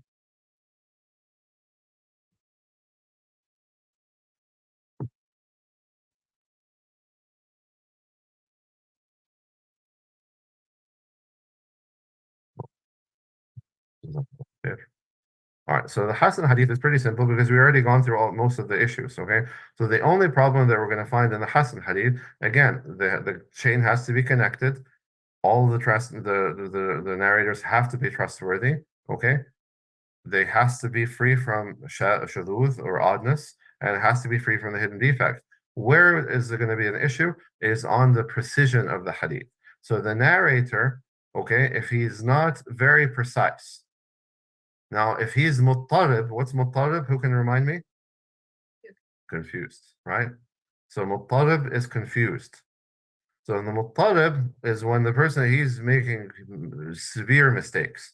Okay, when he's narrating the hadith again and again, he confuses it and he makes critical mistakes. But if the person is not making critical mistakes, but sometimes he's using one word instead of another, but they both mean the same thing, okay, then this would be considered mediocre dhabt. Okay, so the precision or the accuracy is not perfect, but it's not affecting the meaning. Do you understand? It doesn't affect the meaning, so it's passable in that case. This doesn't have a critical error, or he's saying things that are completely, off. So it can only be that the person is not precisely narrating the hadith, but the meaning is not affected. Clear? Everybody else clear? Because if we don't understand that, then it's going to be hard for you to understand what comes next.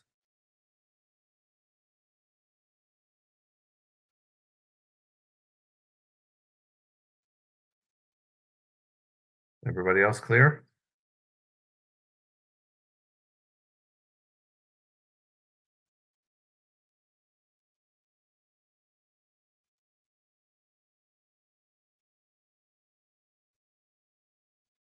All right, guys, I appreciate you responding. So I want to make sure that we're not moving forward and that you guys are not following along. Okay, so now let's look in detail. Okay, so Hasan li dhatihi. Okay, so an example of a hadith which is Hasan. Now, what is li dhatihi? Li dhatihi means in of itself. This hadith, it carries the classification of Hasan or good by meeting 4 of the 5 criteria on its own. It doesn't need any help. It's doing it on its own. All right. So we'll talk about لِغَيْرِهِ in a moment. Okay. لِغَيْرِهِ, it means it needs help from other hadith. That it doesn't meet the categories of Hasan on its own. It needs help from others. We'll talk about that in a moment. But لِذَاتِهِ, it means on its own.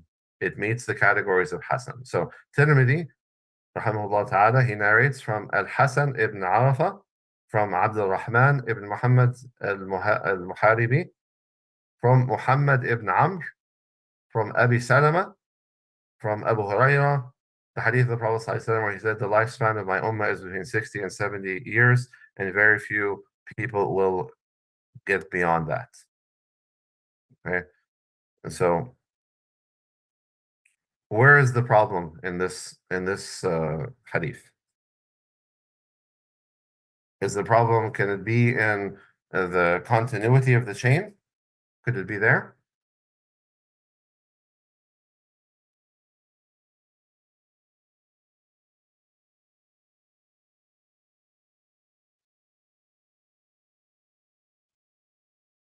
What do you guys think? Could it be in continuity?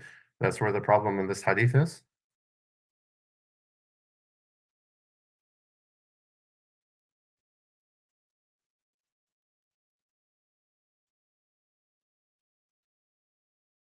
If you don't know, you can say I don't know, because that will help me to know if where your thoughts are. Is this hadith Hasan, or it has a problem, okay, because of continuity of the chain? Thank you, Hannah. Waiting on the rest of you guys. Farzana, Iran, Amira, Tunda, Zahira, what do you guys think?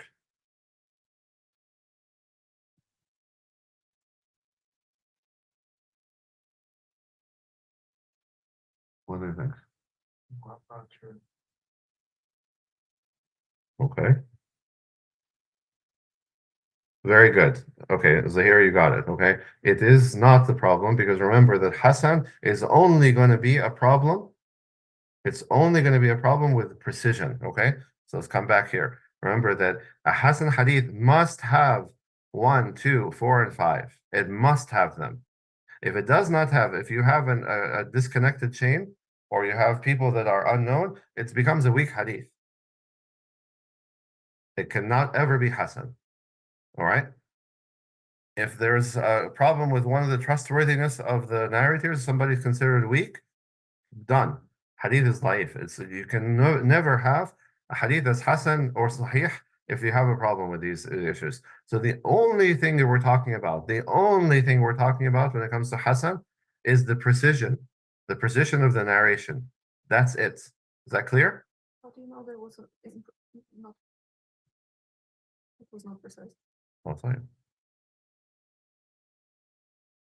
Make sense? So that's very, very important. So don't get that's I would try to trick you guys with that question. So that's why we want to make sure that it's the only problem is only going to be in number 3. Never going to be a problem with anything else. If there's a problem with anything else, that we're not talking about Hasan or Sahih anymore. We're talking about Daif. Okay, and that's going to be next week. We're talking about the various forms of the weak hadith. Weak hadith is multiple subcategories. Farzana, Tunda, Amira, Salima, what do you guys think? Clear?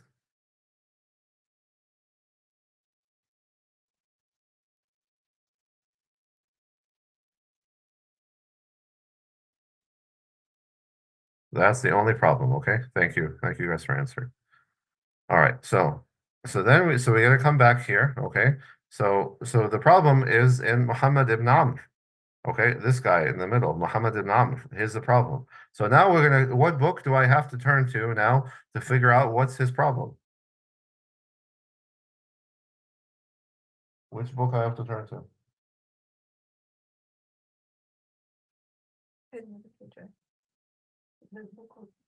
Adam al-Rijal, excellent. Okay, so I have to look to the books of the narrators. Now I have to look at these biographies and see what's his issue. Okay, so when we go to Adam al-Rijal, we see that Muhammad, his full name, Muhammad ibn Amr ibn Alqama ibn Waqas al-Laythi. Okay, so this we're going to see now what the different people said, what they said about him. So Hafiz al-Iraqi, he narrates from Hafiz ibn as-Salah that he said regarding Muhammad ibn Amr. And because of that, his hadith is of the level of Hasan. So he is known to be a person who narrates Hasan hadith, not Sahih. Al-Dhahabi. Dhahabi is very, very important in this science of Ilm al-Rijal. He wrote one of the most famous books on this issue, Siyar A'lam al-Nubala. And he is very well known in this issue. So Imam al-Dhahabi said about him, he is a famous sheikh, Hasan al-Hadith. Not what? He calls him Hasan al-Hadith, not what? He could be what?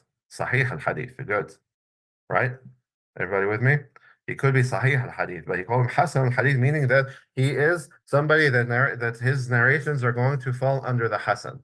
Okay? In another part of Dhahabi's writings, he wrote, he is al-Imam al-Muhaddith as-Saduq. Okay, giving him a lot of very honorable titles. He is a leader. He is a scholar of Hadith, and he is trustworthy, Saduq. Okay, and his Hadith comes in the level of Hasan. Dhahabi also mentioned him in his book, من تكلم فيه وهو موثق أو موثوق. Those who were criticized, but they are reliable. So Hafiz Nur ad-Din al-Haythami, he said, he is thiqa Hasan al-Hadith, but then we find Ibn Hajar's statement. Ibn Hajar makes it clear he is saduq, he is a trustworthy person, but he makes mistakes. So what kind of mistakes? Remind me, what kind of mistakes he makes in the hadith?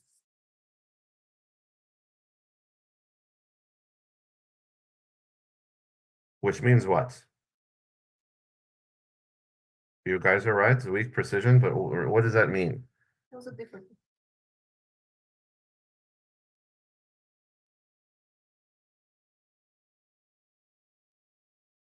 Good. So he might mix similar words, and so his narration will not have a critical error.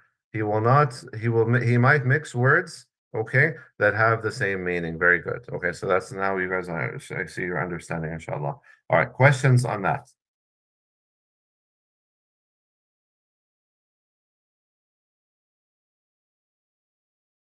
We're almost done. I know this is a tough one. And hadith is always these are difficult. Okay, so we have now we're going to look at لغيره. Okay, لغيره. All right, so the غيره category is different. Okay, so we're talking about لذاته. لذاته means what? On its own. It meets criteria on its own. So Sahih لذاته, it means this hadith, it meets all five criteria to be hadith Sahih. But when we look at Sahih لغيره, it means it doesn't really meet all five. It is actually a Hasan hadith on its own, but it becomes lifted to the level of Sahih when narrated with multiple and other stronger chains. So this looks at, okay, we have a Hasan hadith, meaning that one of the narrators, he is not very precise. So we can't call it a Sahih hadith. But when we look at this hadith, the text of this hadith, compare it to other texts that talk about the same thing or they're on the same subject, we see that this text, it conforms very well to all the others. Okay? That they're all saying the same exact thing. So then we can elevate that hadith to the level of Sahih now when it gets help. It has to have the help of other chains which are stronger.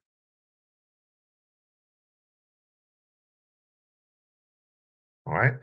So inshallah that's clear. So it means that it gets help. Okay, it gets help to elevate it. So when we come now to the Sahih لغيره as an example, okay, we see here Muhammad ibn Amr. We already talked about Muhammad ibn Amr. Muhammad ibn Amr, he is trustworthy, but he makes mistakes.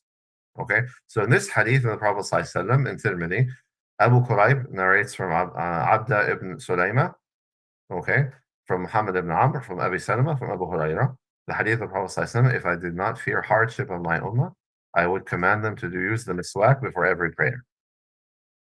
Okay, so this hadith, because Muhammad ibn Amr is in it, it is classed by itself. Okay, لذاته, what kind of hadith is this? In itself. Yeah, what kind? Hasan, very good. So it's a Hasan hadith because Muhammad ibn Amr cannot be Sahih, right? We already looked at him in depth. You guys with me? If I lost anybody, again, don't be shy. I am here to make sure that you understand. It's no purpose. I can record this if otherwise. And so if you guys are not understanding, please don't be shy. Don't hesitate to say, hey, I don't get this. Okay, and I will be happy to explain it. So we already know Muhammad ibn Amr. His hadith do not rise to the level of authentic. Okay, but we see other chains. So that we look at now, there's a supporting chain, Bukhari and Muslim. Okay, now we're talking about very strong chains. They narrate from a different group of people altogether.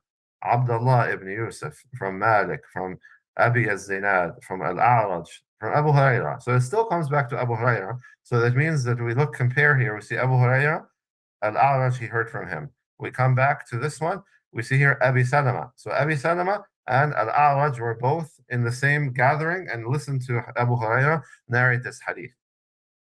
But the issue here is that all these other guys, Abdullah ibn Yusuf, all the other shuyukh, all the other shuyukh here, Abdullah ibn Yusuf, Malik, Abi az-Zinad, and so all of them, rahimahumullah ta'ala, all of them are very precise. They have dhabt. Okay, so they're very precise. So because we have these narrations, okay, or this chain, then we can come back and say, okay, in this case, Muhammad ibn Amr, he didn't make a mistake. He narrated it precisely. So we can elevate the hadith to sahih. When we consider the, but by itself, it's not a sahih. So inshallah, that's clear. So here we have another group called Hasan li ghayrihi. Okay, so the same concept here, Hasan li ghayrihi, is a hadith which is Hasan not because it doesn't meet the criteria of being Hasan on its own. Okay, in fact, it's actually a weak hadith, but it's lifted to the level of Hasan through the same concept, multiple stronger chains. So let's look here at this example. Okay.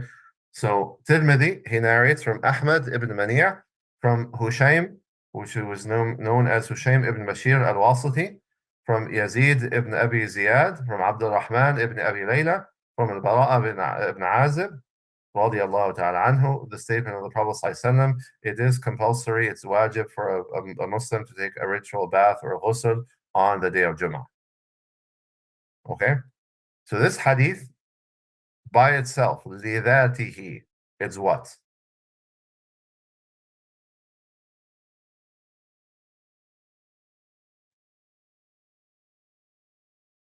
You don't know the answer yet because we didn't talk about who Hisham is, who Hushaym, I'm sorry. So you guys are right. Hannah and Zahira, you're perfectly right. This is the daif hadith. But why is it daif? We need to explore. So we need to look at Hushaym ibn Bashir al-Wasiti. When we go into the books of Ilm al-Rijal, we find out that he is a weak narrator. There is weakness in his narrations. Okay? What kind of weakness? I'm not going to get into that today because we're not going to talk about the weak narration today. There are certain types of weakness that are unacceptable, like if he's what? If he's known to be a what? Liar. Okay? He's not a liar. Okay? But he makes mistakes. And so his hadith are daif. Okay? He's not considered thiqa. He's not considered to be a trustworthy narrator. So as a result, this hadith is weak. Now, if we go look at another hadith in Tirmidhi, so Tirmidhi, you see the intelligence that Tirmidhi has, rahimahullah ta'ala, that he shows the strength. And so someone might criticize him and say, why did you include Hushaym ibn Bashir in your narration? He's a weak person, so he is including it because he wants to elevate that status, and also because again many of these people are shuyukh. I mean, they're even if they made mistakes, they still have their status.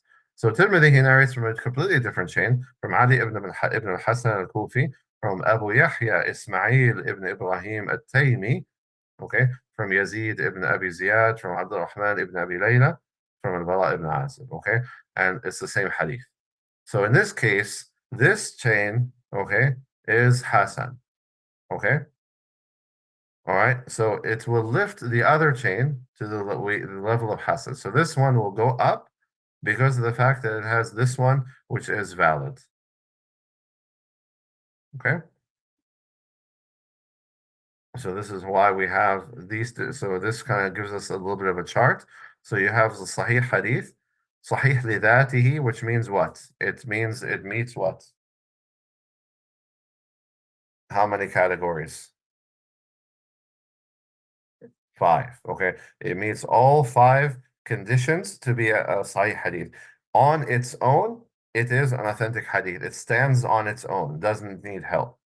Sahih li would be a Hasan hadith, which only meets 4 of the 5, but it's elevated to the Sahih because of corroborating reports that are authentic. Hasan, okay, can be elevated. So you see the arrow, it goes up. It can be elevated to Sahih li ghayrihi, as I just mentioned, because of corroborating reports. Or it can be Hasan li dhatihi. It only has 4 categories that it meets. Or li ghayrihi, a weak hadith that's elevated to the level of Hasan because of corroborating reports.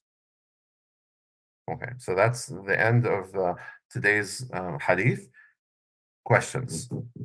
Or do you want a few minutes to take a break and think about it and ask after the break?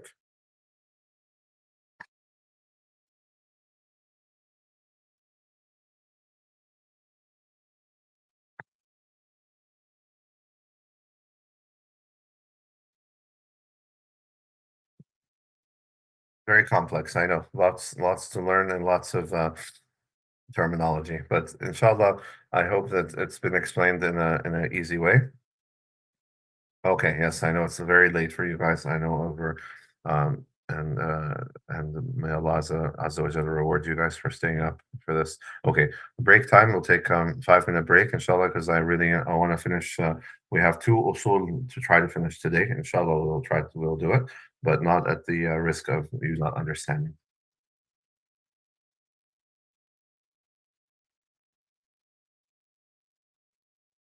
Anybody else?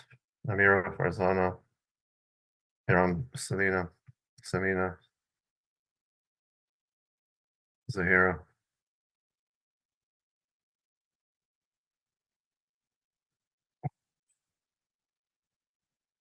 So now, inshallah, we're going to go back into, we're going to go to usul. So last week we didn't have time to do our usul. So inshallah, we'll definitely, inshallah, try to finish this one and hopefully at least get started on the next one, inshallah ta'ala. So we're going to talk today about the Sharia ruling and its types, okay? So when we talk about this, there is, again, more terminology. What is a Sharia hukm? So this word hukm, you have to understand. So the Arabic word hukm, in its literal sense, means a command. Okay, hakama, to command. All right, and its technical sense, or the Islamic meaning, it means a rule. So the legal rule in Islam is called hukm shar'i. Okay, legal rule, hukm shar'i. Okay, and so what is the definition there of a hukm shar'i? It means a communication from the lawgiver concerning the conduct of the mukallaf, which consists of a demand, an option, or an enactment. Okay? So, who is the mukallaf? The mukallaf is the person in full possession of his faculties. This would be opposed to what?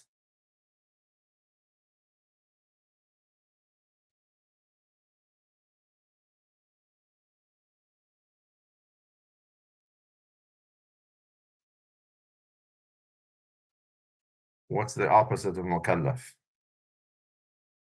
So a mukallaf is a person in full possession of their faculties. So what would be the opposite? You don't have to tell me the Arabic word, but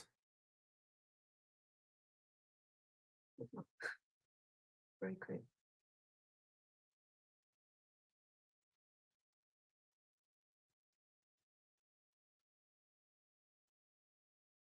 okay, thank you for at least telling me. I'm waiting for you guys to tell me. So, so it would be the person who's not in full possession of their faculties, which would be someone like a majnun. Okay, so this term in the Arabic, in the Sharia, majnun. It's often translated in the Arabic language, okay, as crazy or insane, but it doesn't. It's not necessarily meaning that. It just means that somebody who doesn't have full possession of their faculties. Okay, that's so when we look at um, very good, Majnun, excellent. So the concept here, when we look at here's a great example of the difference between the linguistic understanding of a word and the Islamic understanding of the word. Linguistically, Majnun means crazy, all right? But Islamically, Majnun does not mean crazy, it means a person who doesn't have full possession of their faculties. And so people with special needs and so forth would fall under that category. And it's not fair and it's not reasonable to consider them to be, to call them crazy. We say that these are people who don't have full possession of their faculties. Okay. This concept of being majnun can be temporary and it can be permanent. And so sometimes a person who is under the influence of a substance can fall under that category temporarily. So in any case, we're talking about here a person who has full sanity, okay? And so this is a communication given from Allah, the lawgiver, concerning the conduct of the sane person, the mukallaf, which consists of one of the following: a demand, an option, or an enactment. Okay? Looking at it a different way, a communication from Allah Almighty related to the acts of the subjects through a demand, an option, or a declaration. Okay? And all of this, inshallah, will be explained.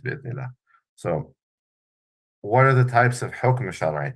So hukm shar'i will be further subdivided into the two main varieties of al-hukm al-taklifi and al-hukm al-wad'i.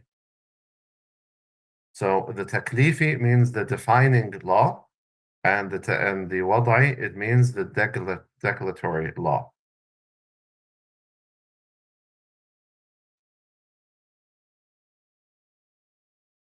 So let's take a closer look. The taklifi and the wad'i. So hukm taklifi, defining law, consists of a demand or an option which mainly defines the extent of man's liberty of action. Okay? So what we're allowed to do. Okay? Al-hukm al-wad'i consists of an enactment only, mainly declares the legal relationship between the cause and its effect, or between the condition and its object. Okay? Don't worry, I know these are kind of confusing terminologies, but we're going to get into a deeper understanding so we understand it better. So now we're going to look at taklifi a little bit more. So repeat up here. It is consisting of a demand or an option, which mainly defines the extent of man's liberty of action. All right, so what does that mean? Communication from the lawgiver, which demands the mukallaf. Who's the mukallaf again? Person who is sane. Right, the sane person, okay, who can understand, the person who has full possession of their faculties. So a communication from the lawgiver which demands the mukallaf to do something, or forbids him from doing something, or gives him an option between the two. All right, and so this is the typical stuff we look at, the 5 different categories, okay, of Islamic, rulings, which is fard or wajib, mandub, or and then the haram, makruh, and the mubah. Okay, if we put them in order, okay, we will start with the wajib, which is the fard, or it's the obligation. It's a must. If you don't do it, you will be punished. That is the definition of wajib or fard. It's an obligation. You must do it, and if you don't do it, you'll be punished for failing to do the obligation. The mandub, okay, is recommended. Recommended, which means that if you do it, you get a reward, but if you don't do it, you will not be punished. And again, there is some slight difference of interpretation among the different madhahib on this issue, but we'll say this is the majority understanding. Mandub, recommended, meaning if you do it, you get reward. If you don't do it, you will not be punished. Mubah, it means neutral. You neither get a reward for it, nor do you get a punishment for doing it. The makruh, it literally means hated, which in the Islamic definition, it means a disliked action, meaning that you would not be punished for doing it, though it is best that you abandon it. Okay, it is recommended for the believer to not do it, but if they do it, they will not be punished. Okay? And the last, which is haram, which is that which if you do it, you will be punished. That which is forbidden. It is forbidden, so the person who acts upon it, will be punished. So this is the very large part of Islamic fiqh is in these things. And so it's very, very important to understand these things. And we're going to talk later about how a lot of different things, they can fall in. So just because we look at marriage as an example, is marriage wajib, mandub, mubah, makruh, haram? Which is it?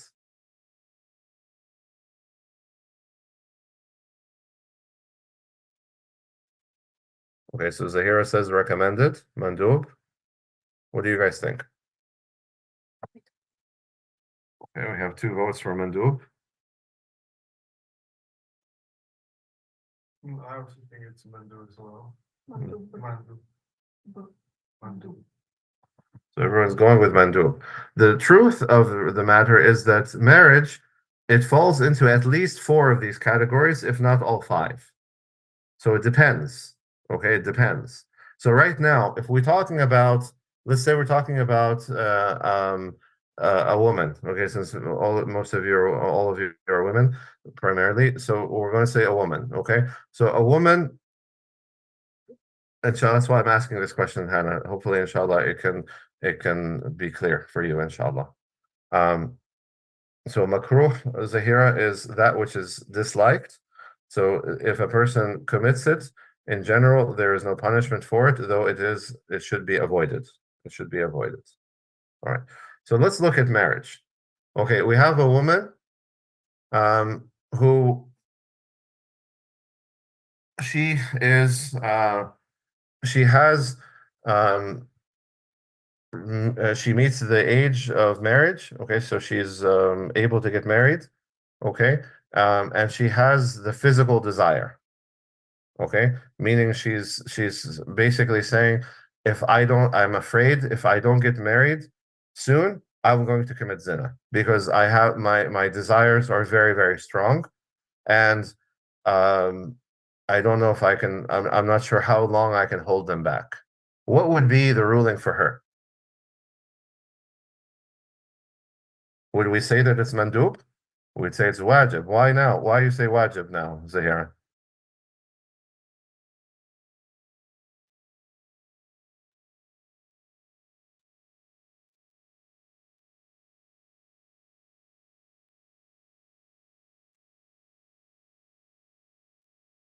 Exactly, because so in her case, because she's going to fall into the haram. So she should get married as soon as possible. And she doesn't have anything missing in terms of prerequisites. Okay? Exactly, Hannah. Very good. Okay. The concept is this person should get married as soon as possible. Why? Number one, because she has a need, and number two, she is not missing any of the prerequisites. Okay. Now let's turn and look at a man. We have a man who has no money, and he doesn't really have any desire. Okay. You might even say he's a little on the feminine side. Okay, but he does not have any desire. He's not pressed in any way, shape, or form to have a physical relationship with a woman. He doesn't even think about it. Okay, what would be the hukm? Okay, the ruling on this person, would it be mandub?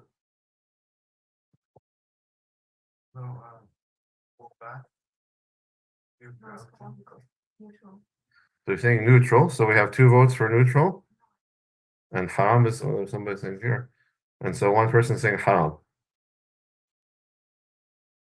Hannah, I'm going to focus on you because I want to make sure that you understand it. Okay. So, Hannah, I'm asking you this question. If this person gets married and he has no desire to have a relationship with a woman and he has no money, will he be able to satisfy his wife from either direction? Will he be able to support her financially? Let's start with that. He doesn't have any money, so can he support his wife? No, he cannot support his wife. So no, just looking at that factor alone, is he doing something haram by getting married when he can't support a woman?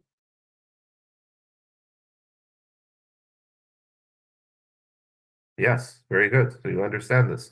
Now, furthermore, is he oppressing her because he's married? Maybe he got married to the woman we talked about in the first category. Okay, and she's saying, if I don't have a relationship, I'm going to commit zina because I have a very, very strong desire. She ends up marrying this guy who has no desire for a woman. Will he be oppressing her?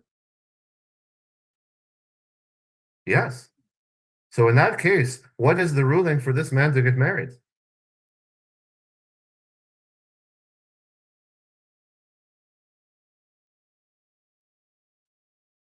Haram, exactly. Very good. Haram.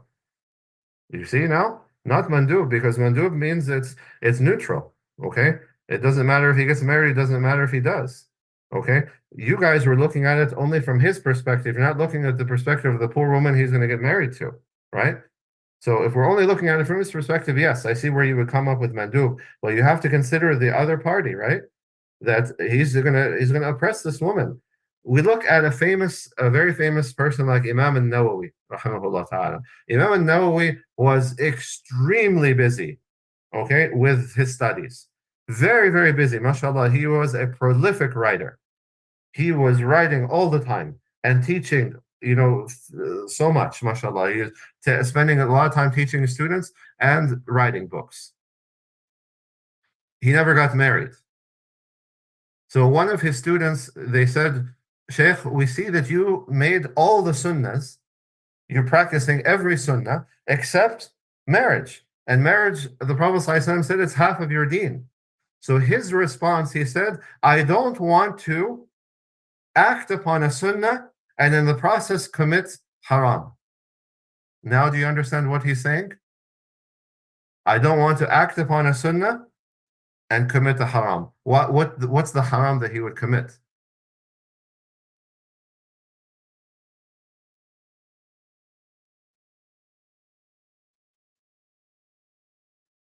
Exactly. He can't fulfill her rights. He's busy. He's very busy. He's never going to spend time with his wife. So he's never going to sit with her. So she's going to say, I got married to a guy who's living in the library. He never comes home.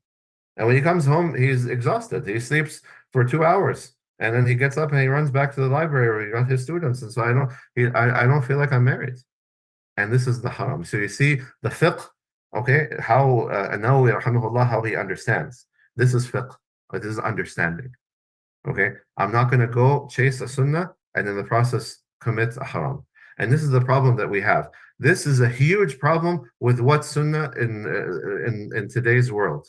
There's a sunnah that a lot of people try to practice, and they create a huge amounts of disaster as a result. Which type of marriage?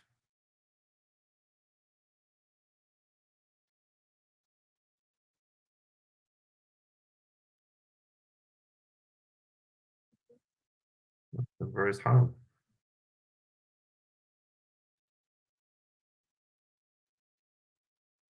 All of you know it, and sisters, you guys should be jumping to answer this question because it's very wide. It's not widespread, but the consequences of this is widespread. What type of marriage is that people are trying to practice these days, and they're creating a huge amount of damage in the process. They leave a wake of damage in the process. Temporary marriage is not a sunnah. This is haram type of marriage. Very good, Amira. Thank you. Okay, all the brothers, they say, oh, it's a sunnah to get married to more than one wife. Okay, but they can't support them. I tell you guys a story that once I was in the masjid and I saw one of the brothers in the masjid and he looked like really depressed, like he had his face in his hands and he looked like he's going to start crying and he just looked very sad. And so I went there, I said, Afi, what's wrong? You look so sad. He said, 2 of my wives divorced me today. I said, 2 of your wives? I said, how many wives do you have? And I know this man, I know him very well. He's barely able to support one wife, his salary. Okay, he's a state worker. He barely can support one wife. So I said, what are you doing? And why do you think those two wives, they divorced him? I already gave you the answer. Because you can't support. He can't support them. He doesn't. He can barely support one person. Okay, barely. Okay, what's he doing with this? And so let's take that look. Okay, so a man who can barely support one woman, and he wants to take a second wife. What would be the classification for this person? It will be one of two things. It can only be one of two. Which two rulings can it take? Very good. Excellent. A man who can only support one wife and he wants to get married to more than one, his action will fall under one of two categories. Haram is one of them. What's the other? Makruh. Okay. Depends on his physical situation, his physical needs and so forth. Okay. But it can never be better than makruh. It can never be better than makruh. Okay. Never. And so that's important, okay? And again, so as somebody who does a lot of counseling for Muslims, we see huge amounts of damage, okay, from men trying to do this thing, which is in all. To be fully honest, it's this has nothing to do with Islam. This is basically predatorial type of people who are using Islam as their excuse, but this actually they're just predatorial type of people who have no problem with oppressing other people, specifically believers. If you are a Muslim and you care about your deen and you care about standing in front of Allah on the Day of Judgment, then you could be very concerned about oppressing another person, especially somebody that you would have a relationship with. So I'm trying to show you, inshallah, now how the issue isn't so straightforward. Okay, the issue is not something like your salah, praying 5 times a day. Okay, it's wajib. There's no comment on these types of things. But some of these other issues, there are shades. Okay, that you have to understand, and so that's why we look at it from an in-depth standpoint. Okay, so that's the taklifi. Now the wadi. So coming back here, we want to look at wadi. Al-hukm al-wadi, the declaratory law, consists of an enactment only, mainly declares the legal relationship between the cause and its effect, or between the condition and its object. Okay, I know it's confusing, so let's make it clear. Declaratory law is defined as communication from the lawgiver which enacts something into a cause, a condition, or a hindrance to something else. Okay, so Allah Azza wa Jal, He says, the pilgrimage is a duty owed to Allah by people who can manage to make the journey. All right. So when we look at this ayah in depth, okay, then what we're looking at, that we see that there are shurut here, that there are conditions which are given here. Okay.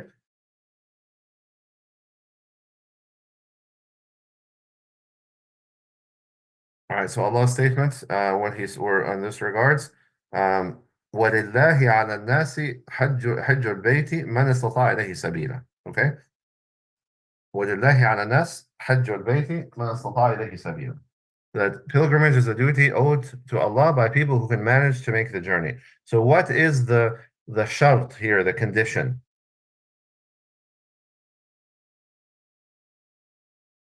What is the condition for pilgrimage? Pilgrimage is a duty owed to Allah, meaning that pilgrimage is fard.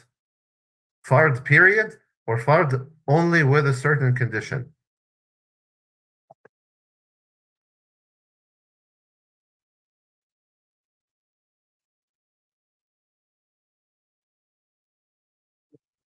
With conditions. Okay, what is the condition?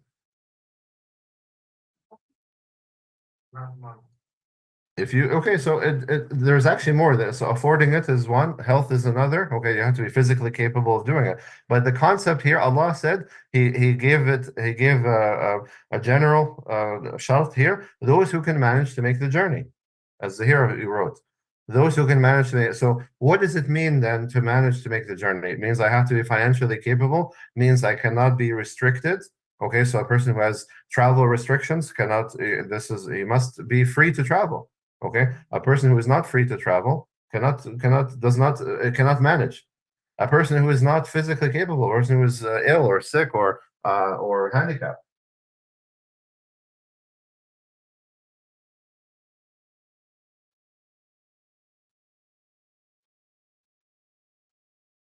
So this then it gives us the wad'i, okay, al-hukm al-wad'i, all right, that this is wajib if I have the shurut, okay, the conditions met, okay. The hadith of the Prophet ﷺ that there is no marriage without two witnesses, okay. So the validity of the marriage requires what? Two witnesses then, right?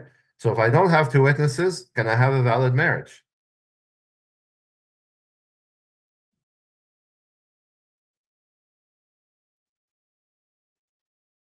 So some brother calls you up and says, "Hey, sister, let's get married." We don't need witnesses. Alhamdulillah, it's between us and Allah. We're just gonna take a little napkin here and we're gonna write our names on it, and that's it. We're good.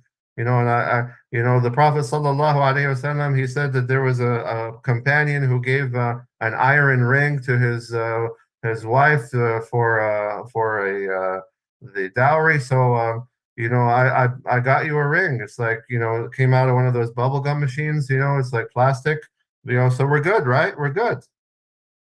No, we're not good. We're not good in any way, shape, or form. So you have so you have to have two witnesses and other things too. So there has to be witnesses, okay? And it has to be two righteous witnesses, okay? There's actually a sister, a very sad story that she contacted me years ago when she said that she went to get married to an imam, or someone who was supposed to be an imam. Here, this all happened in the United States, and he took her to a masjid in another state, and she said that the guy literally just walked out into the street and he grabbed two guys and said, "Hey, can you guys come in here and witness this marriage?" Okay. Is this valid? It's two witnesses.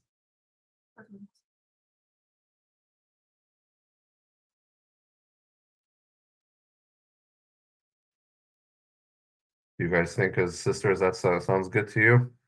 Let's go for it. Why is it not valid? You're right, Zahira, and that's why we're talking about it, because these are, again, we're trying to I always want to translate this into reality for you guys. This is not just, terminology and dry material. We're trying to translate this into real life. So why is it not valid, Hannah?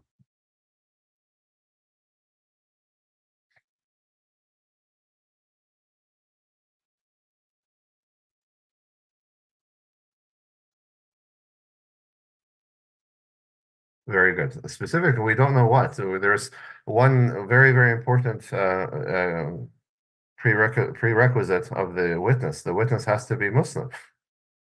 Very good, Hannah. So they have to be Muslim people. Okay. So there is, so it's not just grabbing any random guy in the street, okay, and just saying, "Hey, sign your name here," or whatever. So we see here, this is again, there's a shurut here, okay. There is, in order for something to happen, there has to meet this condition. So the presence of two witnesses is a condition for the valid marriage, okay? So hopefully that makes it a little bit clearer, inshallah. So we look a little bit more into this cause, okay, the sabab, okay? It is an attribute which is evident and constant, and which the lawgiver has identified as an indicator of a ruling in such a way that its presence necessitates the presence of the ruling, and its absence means that the ruling is also absent, okay? So the timing of salah. So again, I know it's a lot of verbiage there, lots of words, okay? But what we're essentially looking at, the cause, okay? So right now, for me, okay, it is 10:35 in the morning, okay? Salat al-Dhuhr, okay? Salat al-Dhuhr comes for me at, they pray Salat al-Dhuhr at 1 o'clock in the masjid, okay? Um, can I pray Salat al-Dhuhr now? The Prophet ﷺ, he said I have to pray 5 times a day. Okay, so I'm just going to go ahead and do Dhuhr now because I think I'm going to be busy later. Or a question that was asked to me once was a sister, she said, my work, I have to get up very early to go to work. And so my work starts at the time of Fajr. So I just pray Fajr before I leave my house. So is this acceptable? It's not acceptable, right? So as Zahira has pointed out, you have to, the sabab, okay, the cause has to be present. So so we go back to the statement here, okay? The indicator of a ruling in such a way that its presence necessitates the presence of the ruling, and its absence means that the ruling is also absent. Okay, so that means that if the time of the salah didn't come, the time of the salah is absent, then the ruling for me to pray that prayer is absent as well. So I don't have a requirement. If I passed away right now, Allah will not judge me for Salat al-Dhuhr because I passed away before Dhuhr. So the timing has to be present. So that is what. So we look at this cause. Okay, Amira, to answer your question, you asked about the witness has to be a Muslim. Okay, cannot be, and not just any Muslim. On top of that, it should be people who are known. Okay, people are known in the community and things like that. Not just some guy traveling through the town and you grab him and because remember that the witness. What's the whole point of having a witness? To come back later and say, yes, I witnessed this marriage. This happened. If the husband comes and says, hey, I don't know I don't even know who this woman is. She says that she lives in my house. I never saw her in my life. Okay, what will happen? The witness will come and say, no, I was there. I witnessed this marriage. You married this woman. You with me, Amira? Okay. So the timing of salah. So murder and theft in the had. Okay, the had punishment. Okay. So the had punishment are those prescribed punishments in the Quran. So theft. Okay. The theft has to be known and it has to be of a certain value. Otherwise, the had is not implemented. So somebody comes, let's say, for example, right now, a hungry person. Okay, a hungry person. He's very hungry because he is unemployed, but he's tried to get employment, but he has not succeeded in getting employment, and he has no money, and so he's so hungry, so he stole a bag of bread from the grocery store. Would the had punishment of cutting his hand be enacted upon this person? He stole. Why? Why it's not enacted?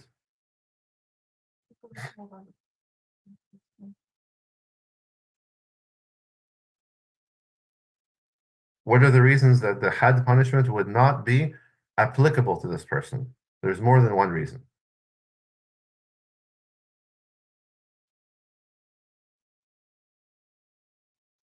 Okay, so he tried looking for a job, which means that he's not unemployed out of laziness. Okay, meaning that he's not poor because he's lazy. So his poverty is the result of the state's inability to provide him with work. Okay, he stole food. Okay, he stole food that he could not afford. And what did he steal? He stole a loaf of bread. Did he steal, did he go and steal, a filet mignon, or did he go and steal, a rack of sheep or something like that? No, he stole some bread. And this is important. Why? Because remember that there's a certain limit, okay? A certain limit in terms of it's not the person is not going to have their hand removed because of something small. It has to reach a certain value. You guys with me?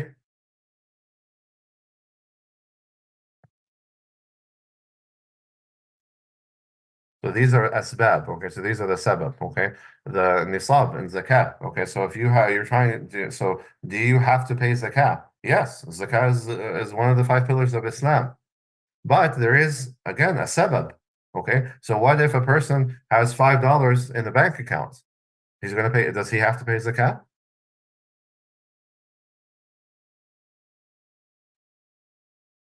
No, why? Because he doesn't have the prerequisite amount of money. So the nisab, it is the amount of money that the person has to have saved for 1 year in order to pay zakat, which is equivalent to about 83 grams of gold.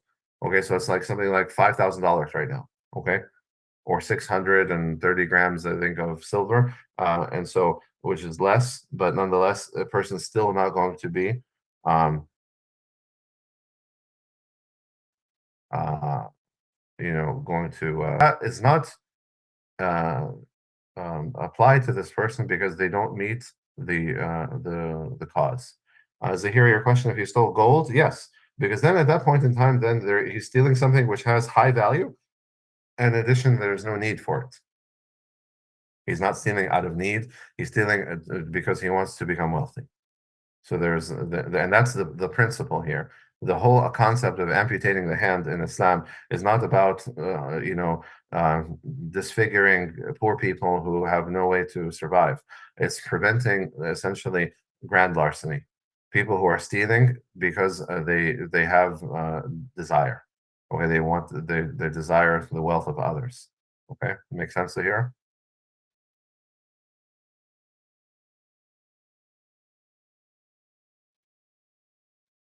All right, so hopefully that's clear.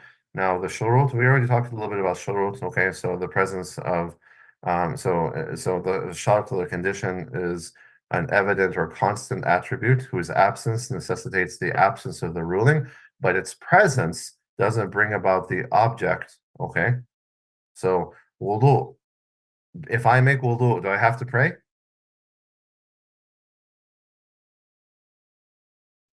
No, you don't have to worry. So the Prophet ﷺ, he said, لا يحافظ على الوضوء إلا المؤمن.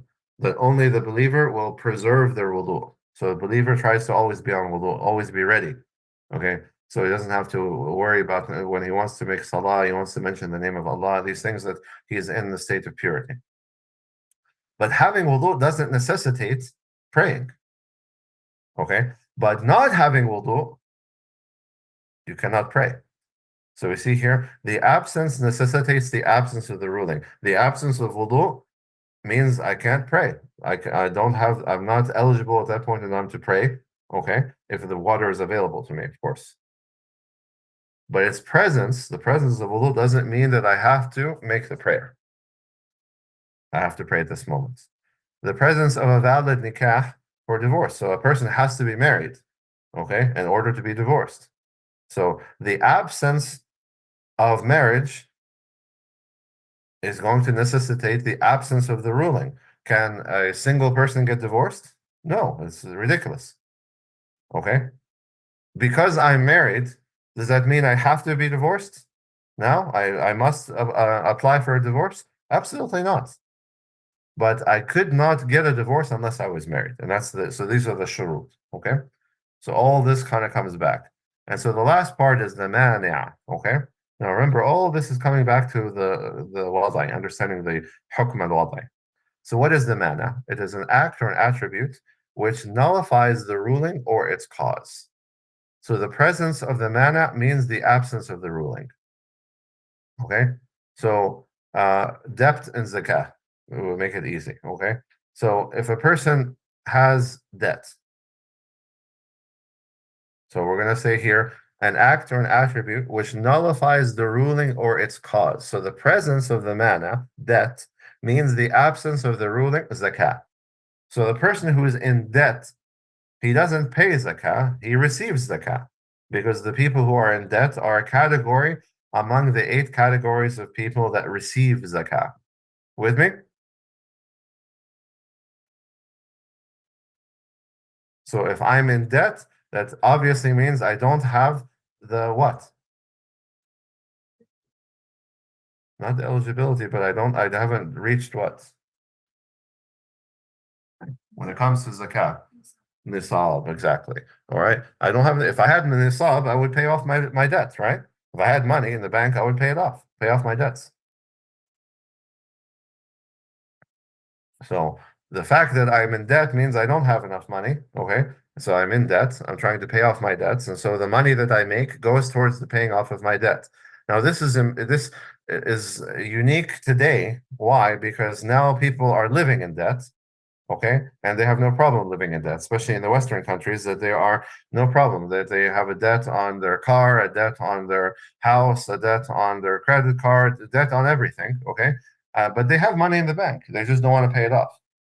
So that's a different situation. When we look at it Islamically, this is when we look at it specifically from the Sharia point of view. The Sharia point of view is that the idea here is that we want the person shouldn't live in debt. Okay, not something that we want to do. And these are not the types of debt that would qualify a person for getting zakat. So a person who took out a loan on a car, okay, wants to have a brand new car, and he could have afforded a cheaper car, but he wants the brand new car, he's not eligible for getting zakat.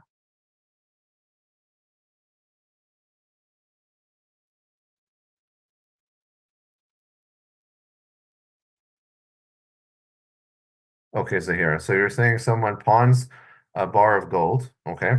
And so he basically, if I understand it correctly, he gives a bar of gold to a pawn shop where the pawn shop gives him money and says, I will pay you this amount of money for the gold. If you bring back this money to me before the end of the month, then I'll give you back your gold. But if you don't bring back this money to me by the end of the month, then I will take your gold. Am I on the same page as you? Okay. So in that case, so it depends on the circumstances of the person. Okay. If he pawned it because he has no money and he has to pay his rent, or otherwise he'll be evicted, then that's clear. This is a person who is in debt who has no money. But if this is the person who says, I have a good opportunity to make a quick investment, and so I don't have enough money in the bank. So what I'm going to do is I'm going to pawn this gold bar. I should be able to cash in on my investment before the end of the month, and that way I can get my gold bar back. What about in that case? Would we say that he is paying zakah or not?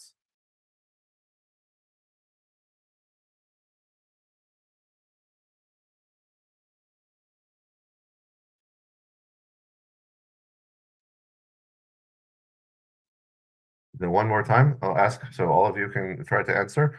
Okay, somebody has money. Okay, he has money in the bank. He wants more money because he wants to take advantage of a investment opportunity. So he pawns the gold bar in order to have more money so he can jump in on this investment opportunity, and the payout for the investment will be before the end of the month, so he will not lose his gold. He'll be able to come back and pay and get the gold back. Is this person pawning out of necessity or not?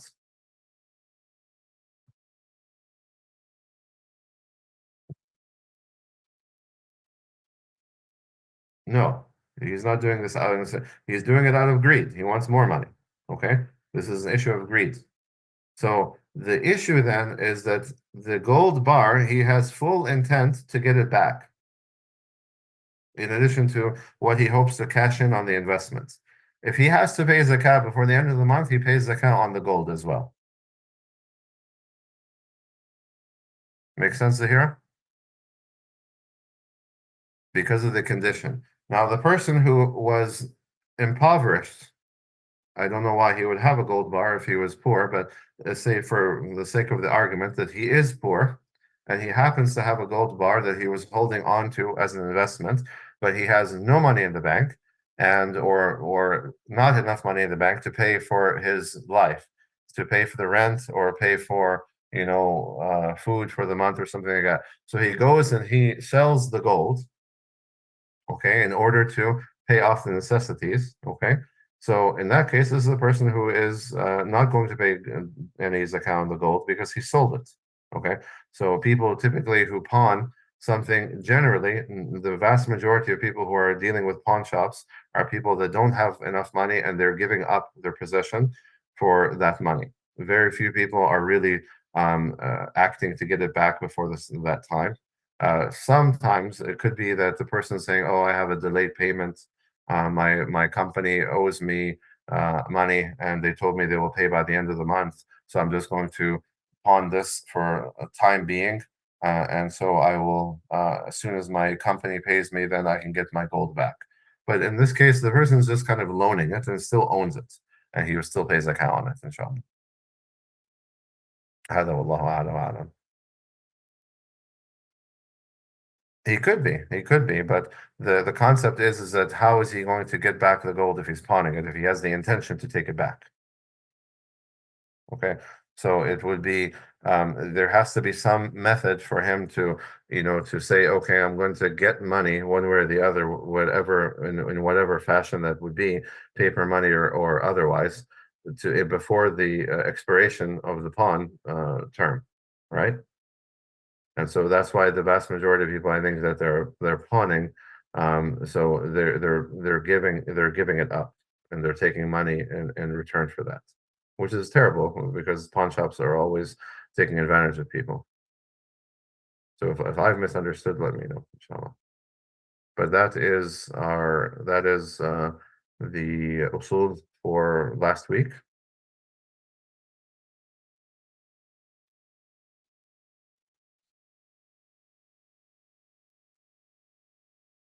I don't know. So I'm not familiar. So you guys have it in Malaysia, but I don't know enough about it to be able to answer that question. So if you, I wouldn't be able to answer because I'm not familiar with that system, and what kind of, what kind of money you get for your things, and in terms of like selling it to the pawn shop, would give you how much of the street value, or if I was to go and sell it to a gold shop, which would give me more money, or is it going to be the same? I don't know these specifics, and so I wouldn't, I would say I don't have the answer. You'd have to ask somebody more familiar with this system.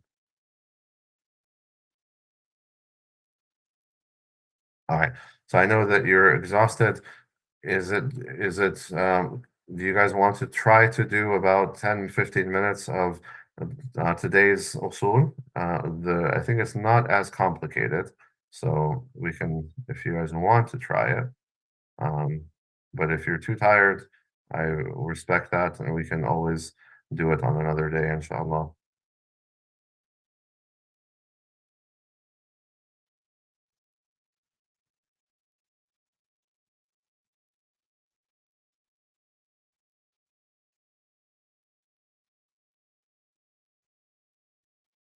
How's everybody else feeling? All right. If we're going to continue, then we'll just do a few minutes, inshallah, just so we can not get too far behind. All right. So today, inshallah, what we were going to talk about was the types of evidence. Okay. So, inshallah, like I said, I won't go more than 15 minutes, inshallah. So the types of evidence. So the evidence is called dalil in Islam. Okay. And so you may have heard this when somebody's asking, what is your dalil? What is your evidence for a specific type of ruling? Okay. So in the Arabic language, linguistically, dalil, it means a guide, someone who guides you, okay? When you go to the Hajj, there's a book that's called Dalilul Hajj, okay, the Hajj guide. So it's a little Hajj guide booklet, and it's called Dalilul Hajj. So that's what it means, literally. But Islamically, it means ما يمكن التوصل بصحيح النظر فيه إلى مطلوب خبري. Okay, so proper contemplation, that which when you contemplate on it, it leads to the desired results. Okay, which is the Sharia ruling. So that evidence, okay, that when you implement it or apply it, it leads to the result of the Sharia ruling. Okay, so again, definitions. We'll talk about it and make it more clear, inshallah.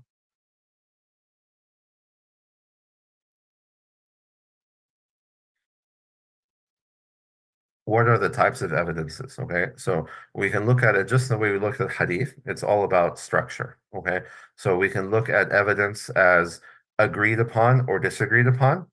Okay, that's one way of categorizing evidence.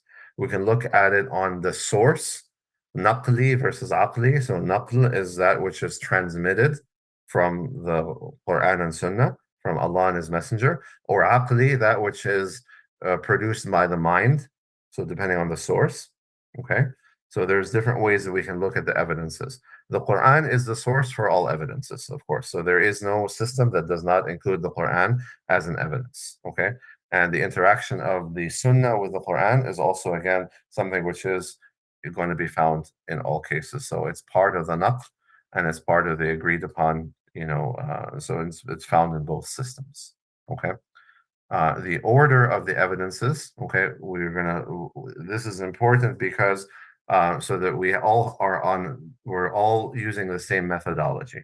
So remember, with usul al-fiqh, it is a method for approaching the sharia.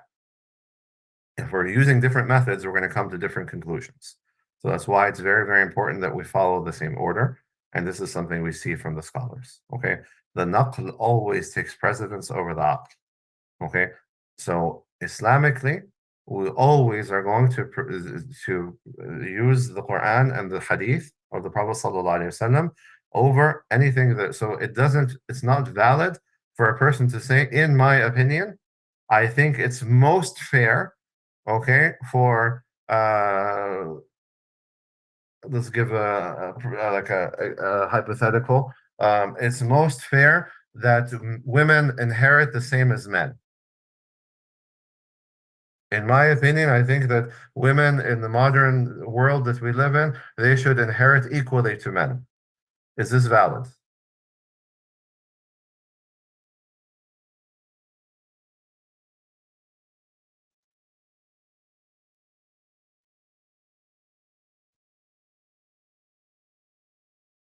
Why?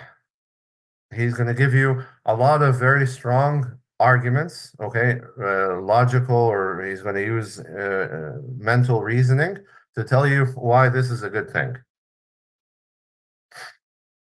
Exactly. Allah already decided this issue. There's no discussion. Okay. We will not discuss. And so Allah Azza wa Jalla, He mentioned it very clearly in the Quran, that it's not befitting for a believer, man or woman, to have an opinion on any matter when it has already been decided by Allah.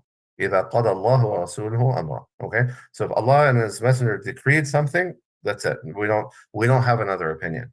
So we don't.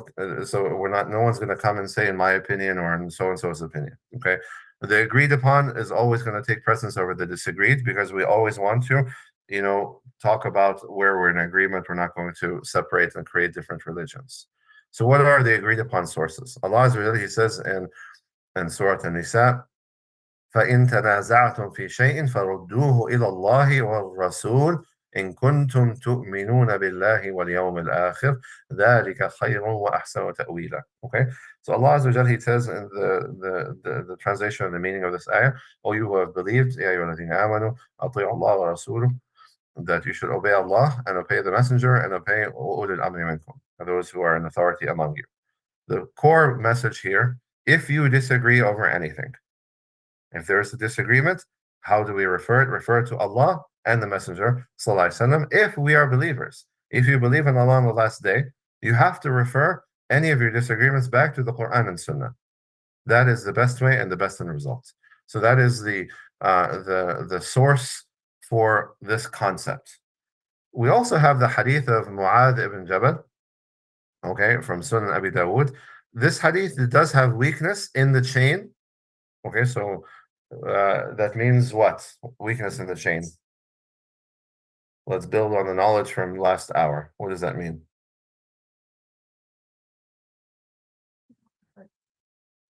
It could be not precise. Okay, so there could be a problem in dabt. It could be a problem where else?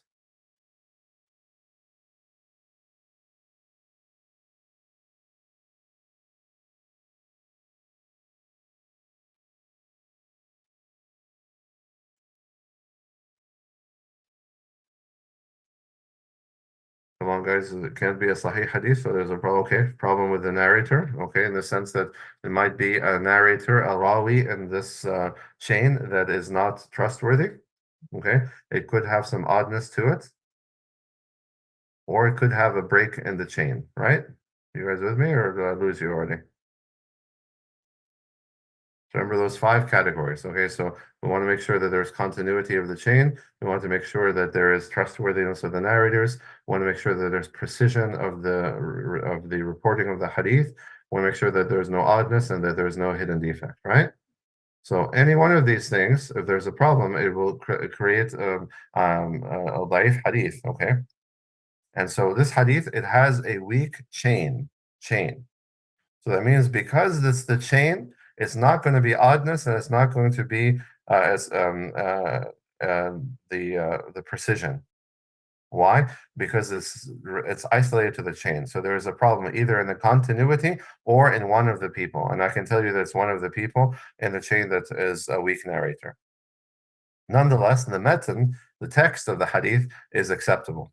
All right, and that's why it's being used here. So Mu'adh ibn Jabal told that when Rasulullah sent him to Yemen, he asked him how he would judge when the occasion arose, and he replied that he would judge in accordance with the Book of Allah. He asked what he would do if he could not find the guidance in the Book of Allah, and he replied that he would act in accordance with the Sunnah of Rasulullah. He asked what he would do if he could not find guidance in the Book of Allah or in the Sunnah, and he replied that he would do his best to form an opinion and spare no effort in the process. So Rasulullah tapped him on the breast and said, Alhamdulillah, who has disposed his messenger's messenger to do something which Allah's messenger is pleased with. So this gives us the order here, okay, of the following, okay? The Quran and Sunnah are agreed upon. There's no disagreement. In fact, we can add these other two, which all the scholars of Islam, from the beginning of the history of Islam, they have all been agreed upon these concepts. So ijma' is the consensus of the scholars, and qiyas is analogy. Okay? So let's take a quick look at the Quran. Of course, we know. I'm not going to get into that. We already understand the Quran. And the Sunnah, we know. Okay?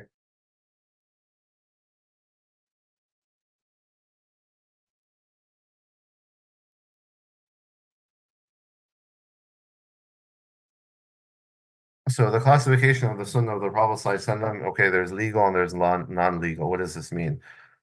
We look at, for example, the Umar ibn Khattab, he got angry with his son, Abdullah ibn Umar. Abdullah ibn Umar is part of what? What did we talk about earlier today? He's part of something very important.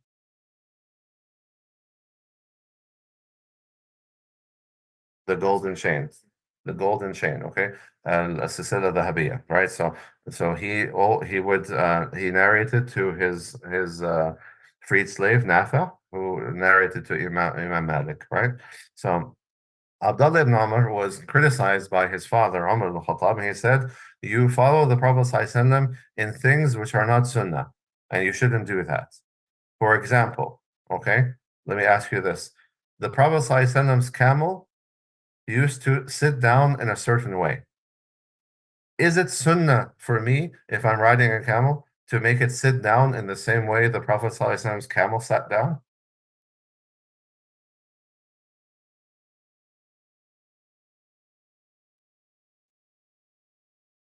Is that a sunnah that I should be following? I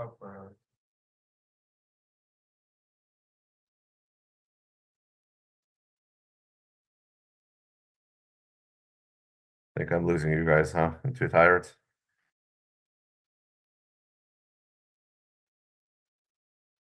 So no, it wouldn't be.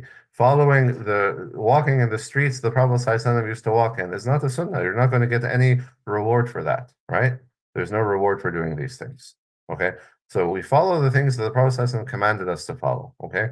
So for example, when he said some people came to the Aisha and they said that the Prophet ﷺ is the prophet and we need to do more than him. So one guy said, I'm never going to get married. That way I can devote my life to God. And the second one said, I'm not going to sleep at night because that way I can pray all night long. And the third one said, I'm going to fast every day for the rest of my life. And so the Prophet ﷺ, when he heard about that, he said, I am your messenger and I am the most God-fearing, the person with the highest level of taqwa among all of you. Yet I marry women. It's specified women, very important. And secondly, I sleep at night and I pray at night. And thirdly, I fast some days and I break my fast on other days. This is my sunnah, and whoever doesn't follow my sunnah is not from me. So he specified things that we don't follow, things that aren't, that are not sunnah. Okay, so coming and saying, well, the Prophet ﷺ, he used to like to eat this type of food. I'm going to eat it, and that way I get to, why did Abdullah ibn Umar? Abdullah ibn Umar is a scholar. So why did he do things that are not that are not binding sunnahs like that? Why did he follow the Prophet ﷺ in things that aren't required?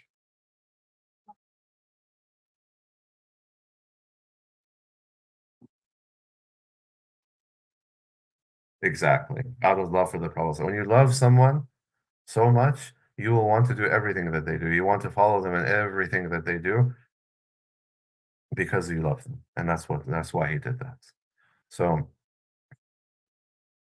these are kind of what we just talked about, okay? And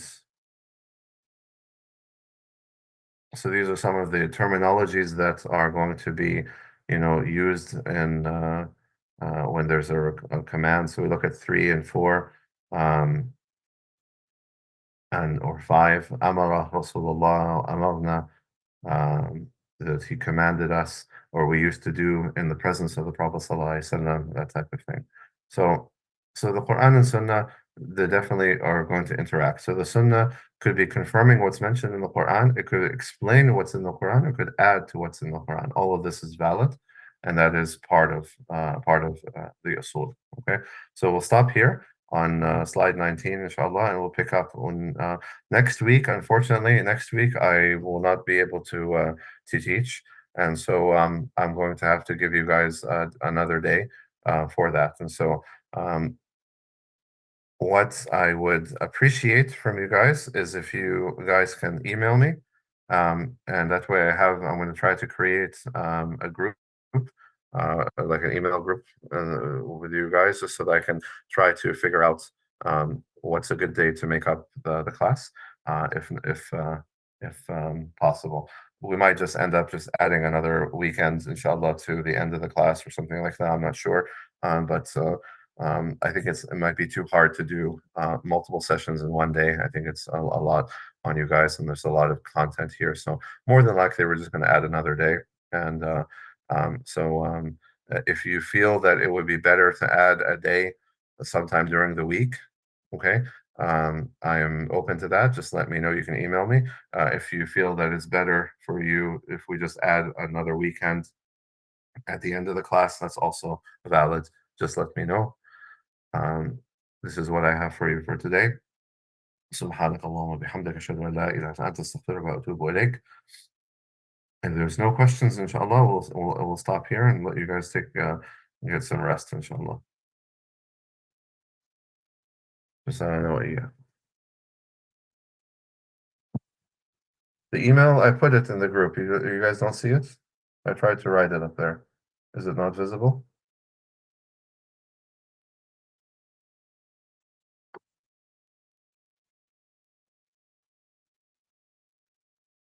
Do you see it, Amira? It's up there, dr.shehata@gmail.com. And if you guys need the slides, you can always email me to get the slides as well. I'm happy to share and to give the slides to you guys if you would like to study them.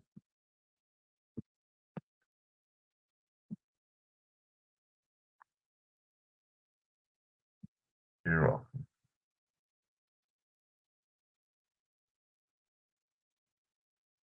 All right, if that is it, then it seems that there's no questions, then inshallah, that will be it for today. I ask Allah, inshallah, to make this beneficial. I hope that we're going at a good pace, and inshallah, you guys are getting your questions answered. The feedback, any feedback that you have for me, I would appreciate it if you email me and give me some feedback, inshallah, so I can modify if I need to modify or continue doing something that you guys are happy with. So, but your feedback is very valuable. So I would greatly appreciate it if you take a moment, inshallah, to send me some comments, inshallah, and let me know. Otherwise, inshallah, so I will not see you on March. What is it? It's 1st. It will be on March 8th, inshallah. Okay. بارك الله فيكم وجزاكم الله خير والسلام عليكم ورحمة الله وبركاته.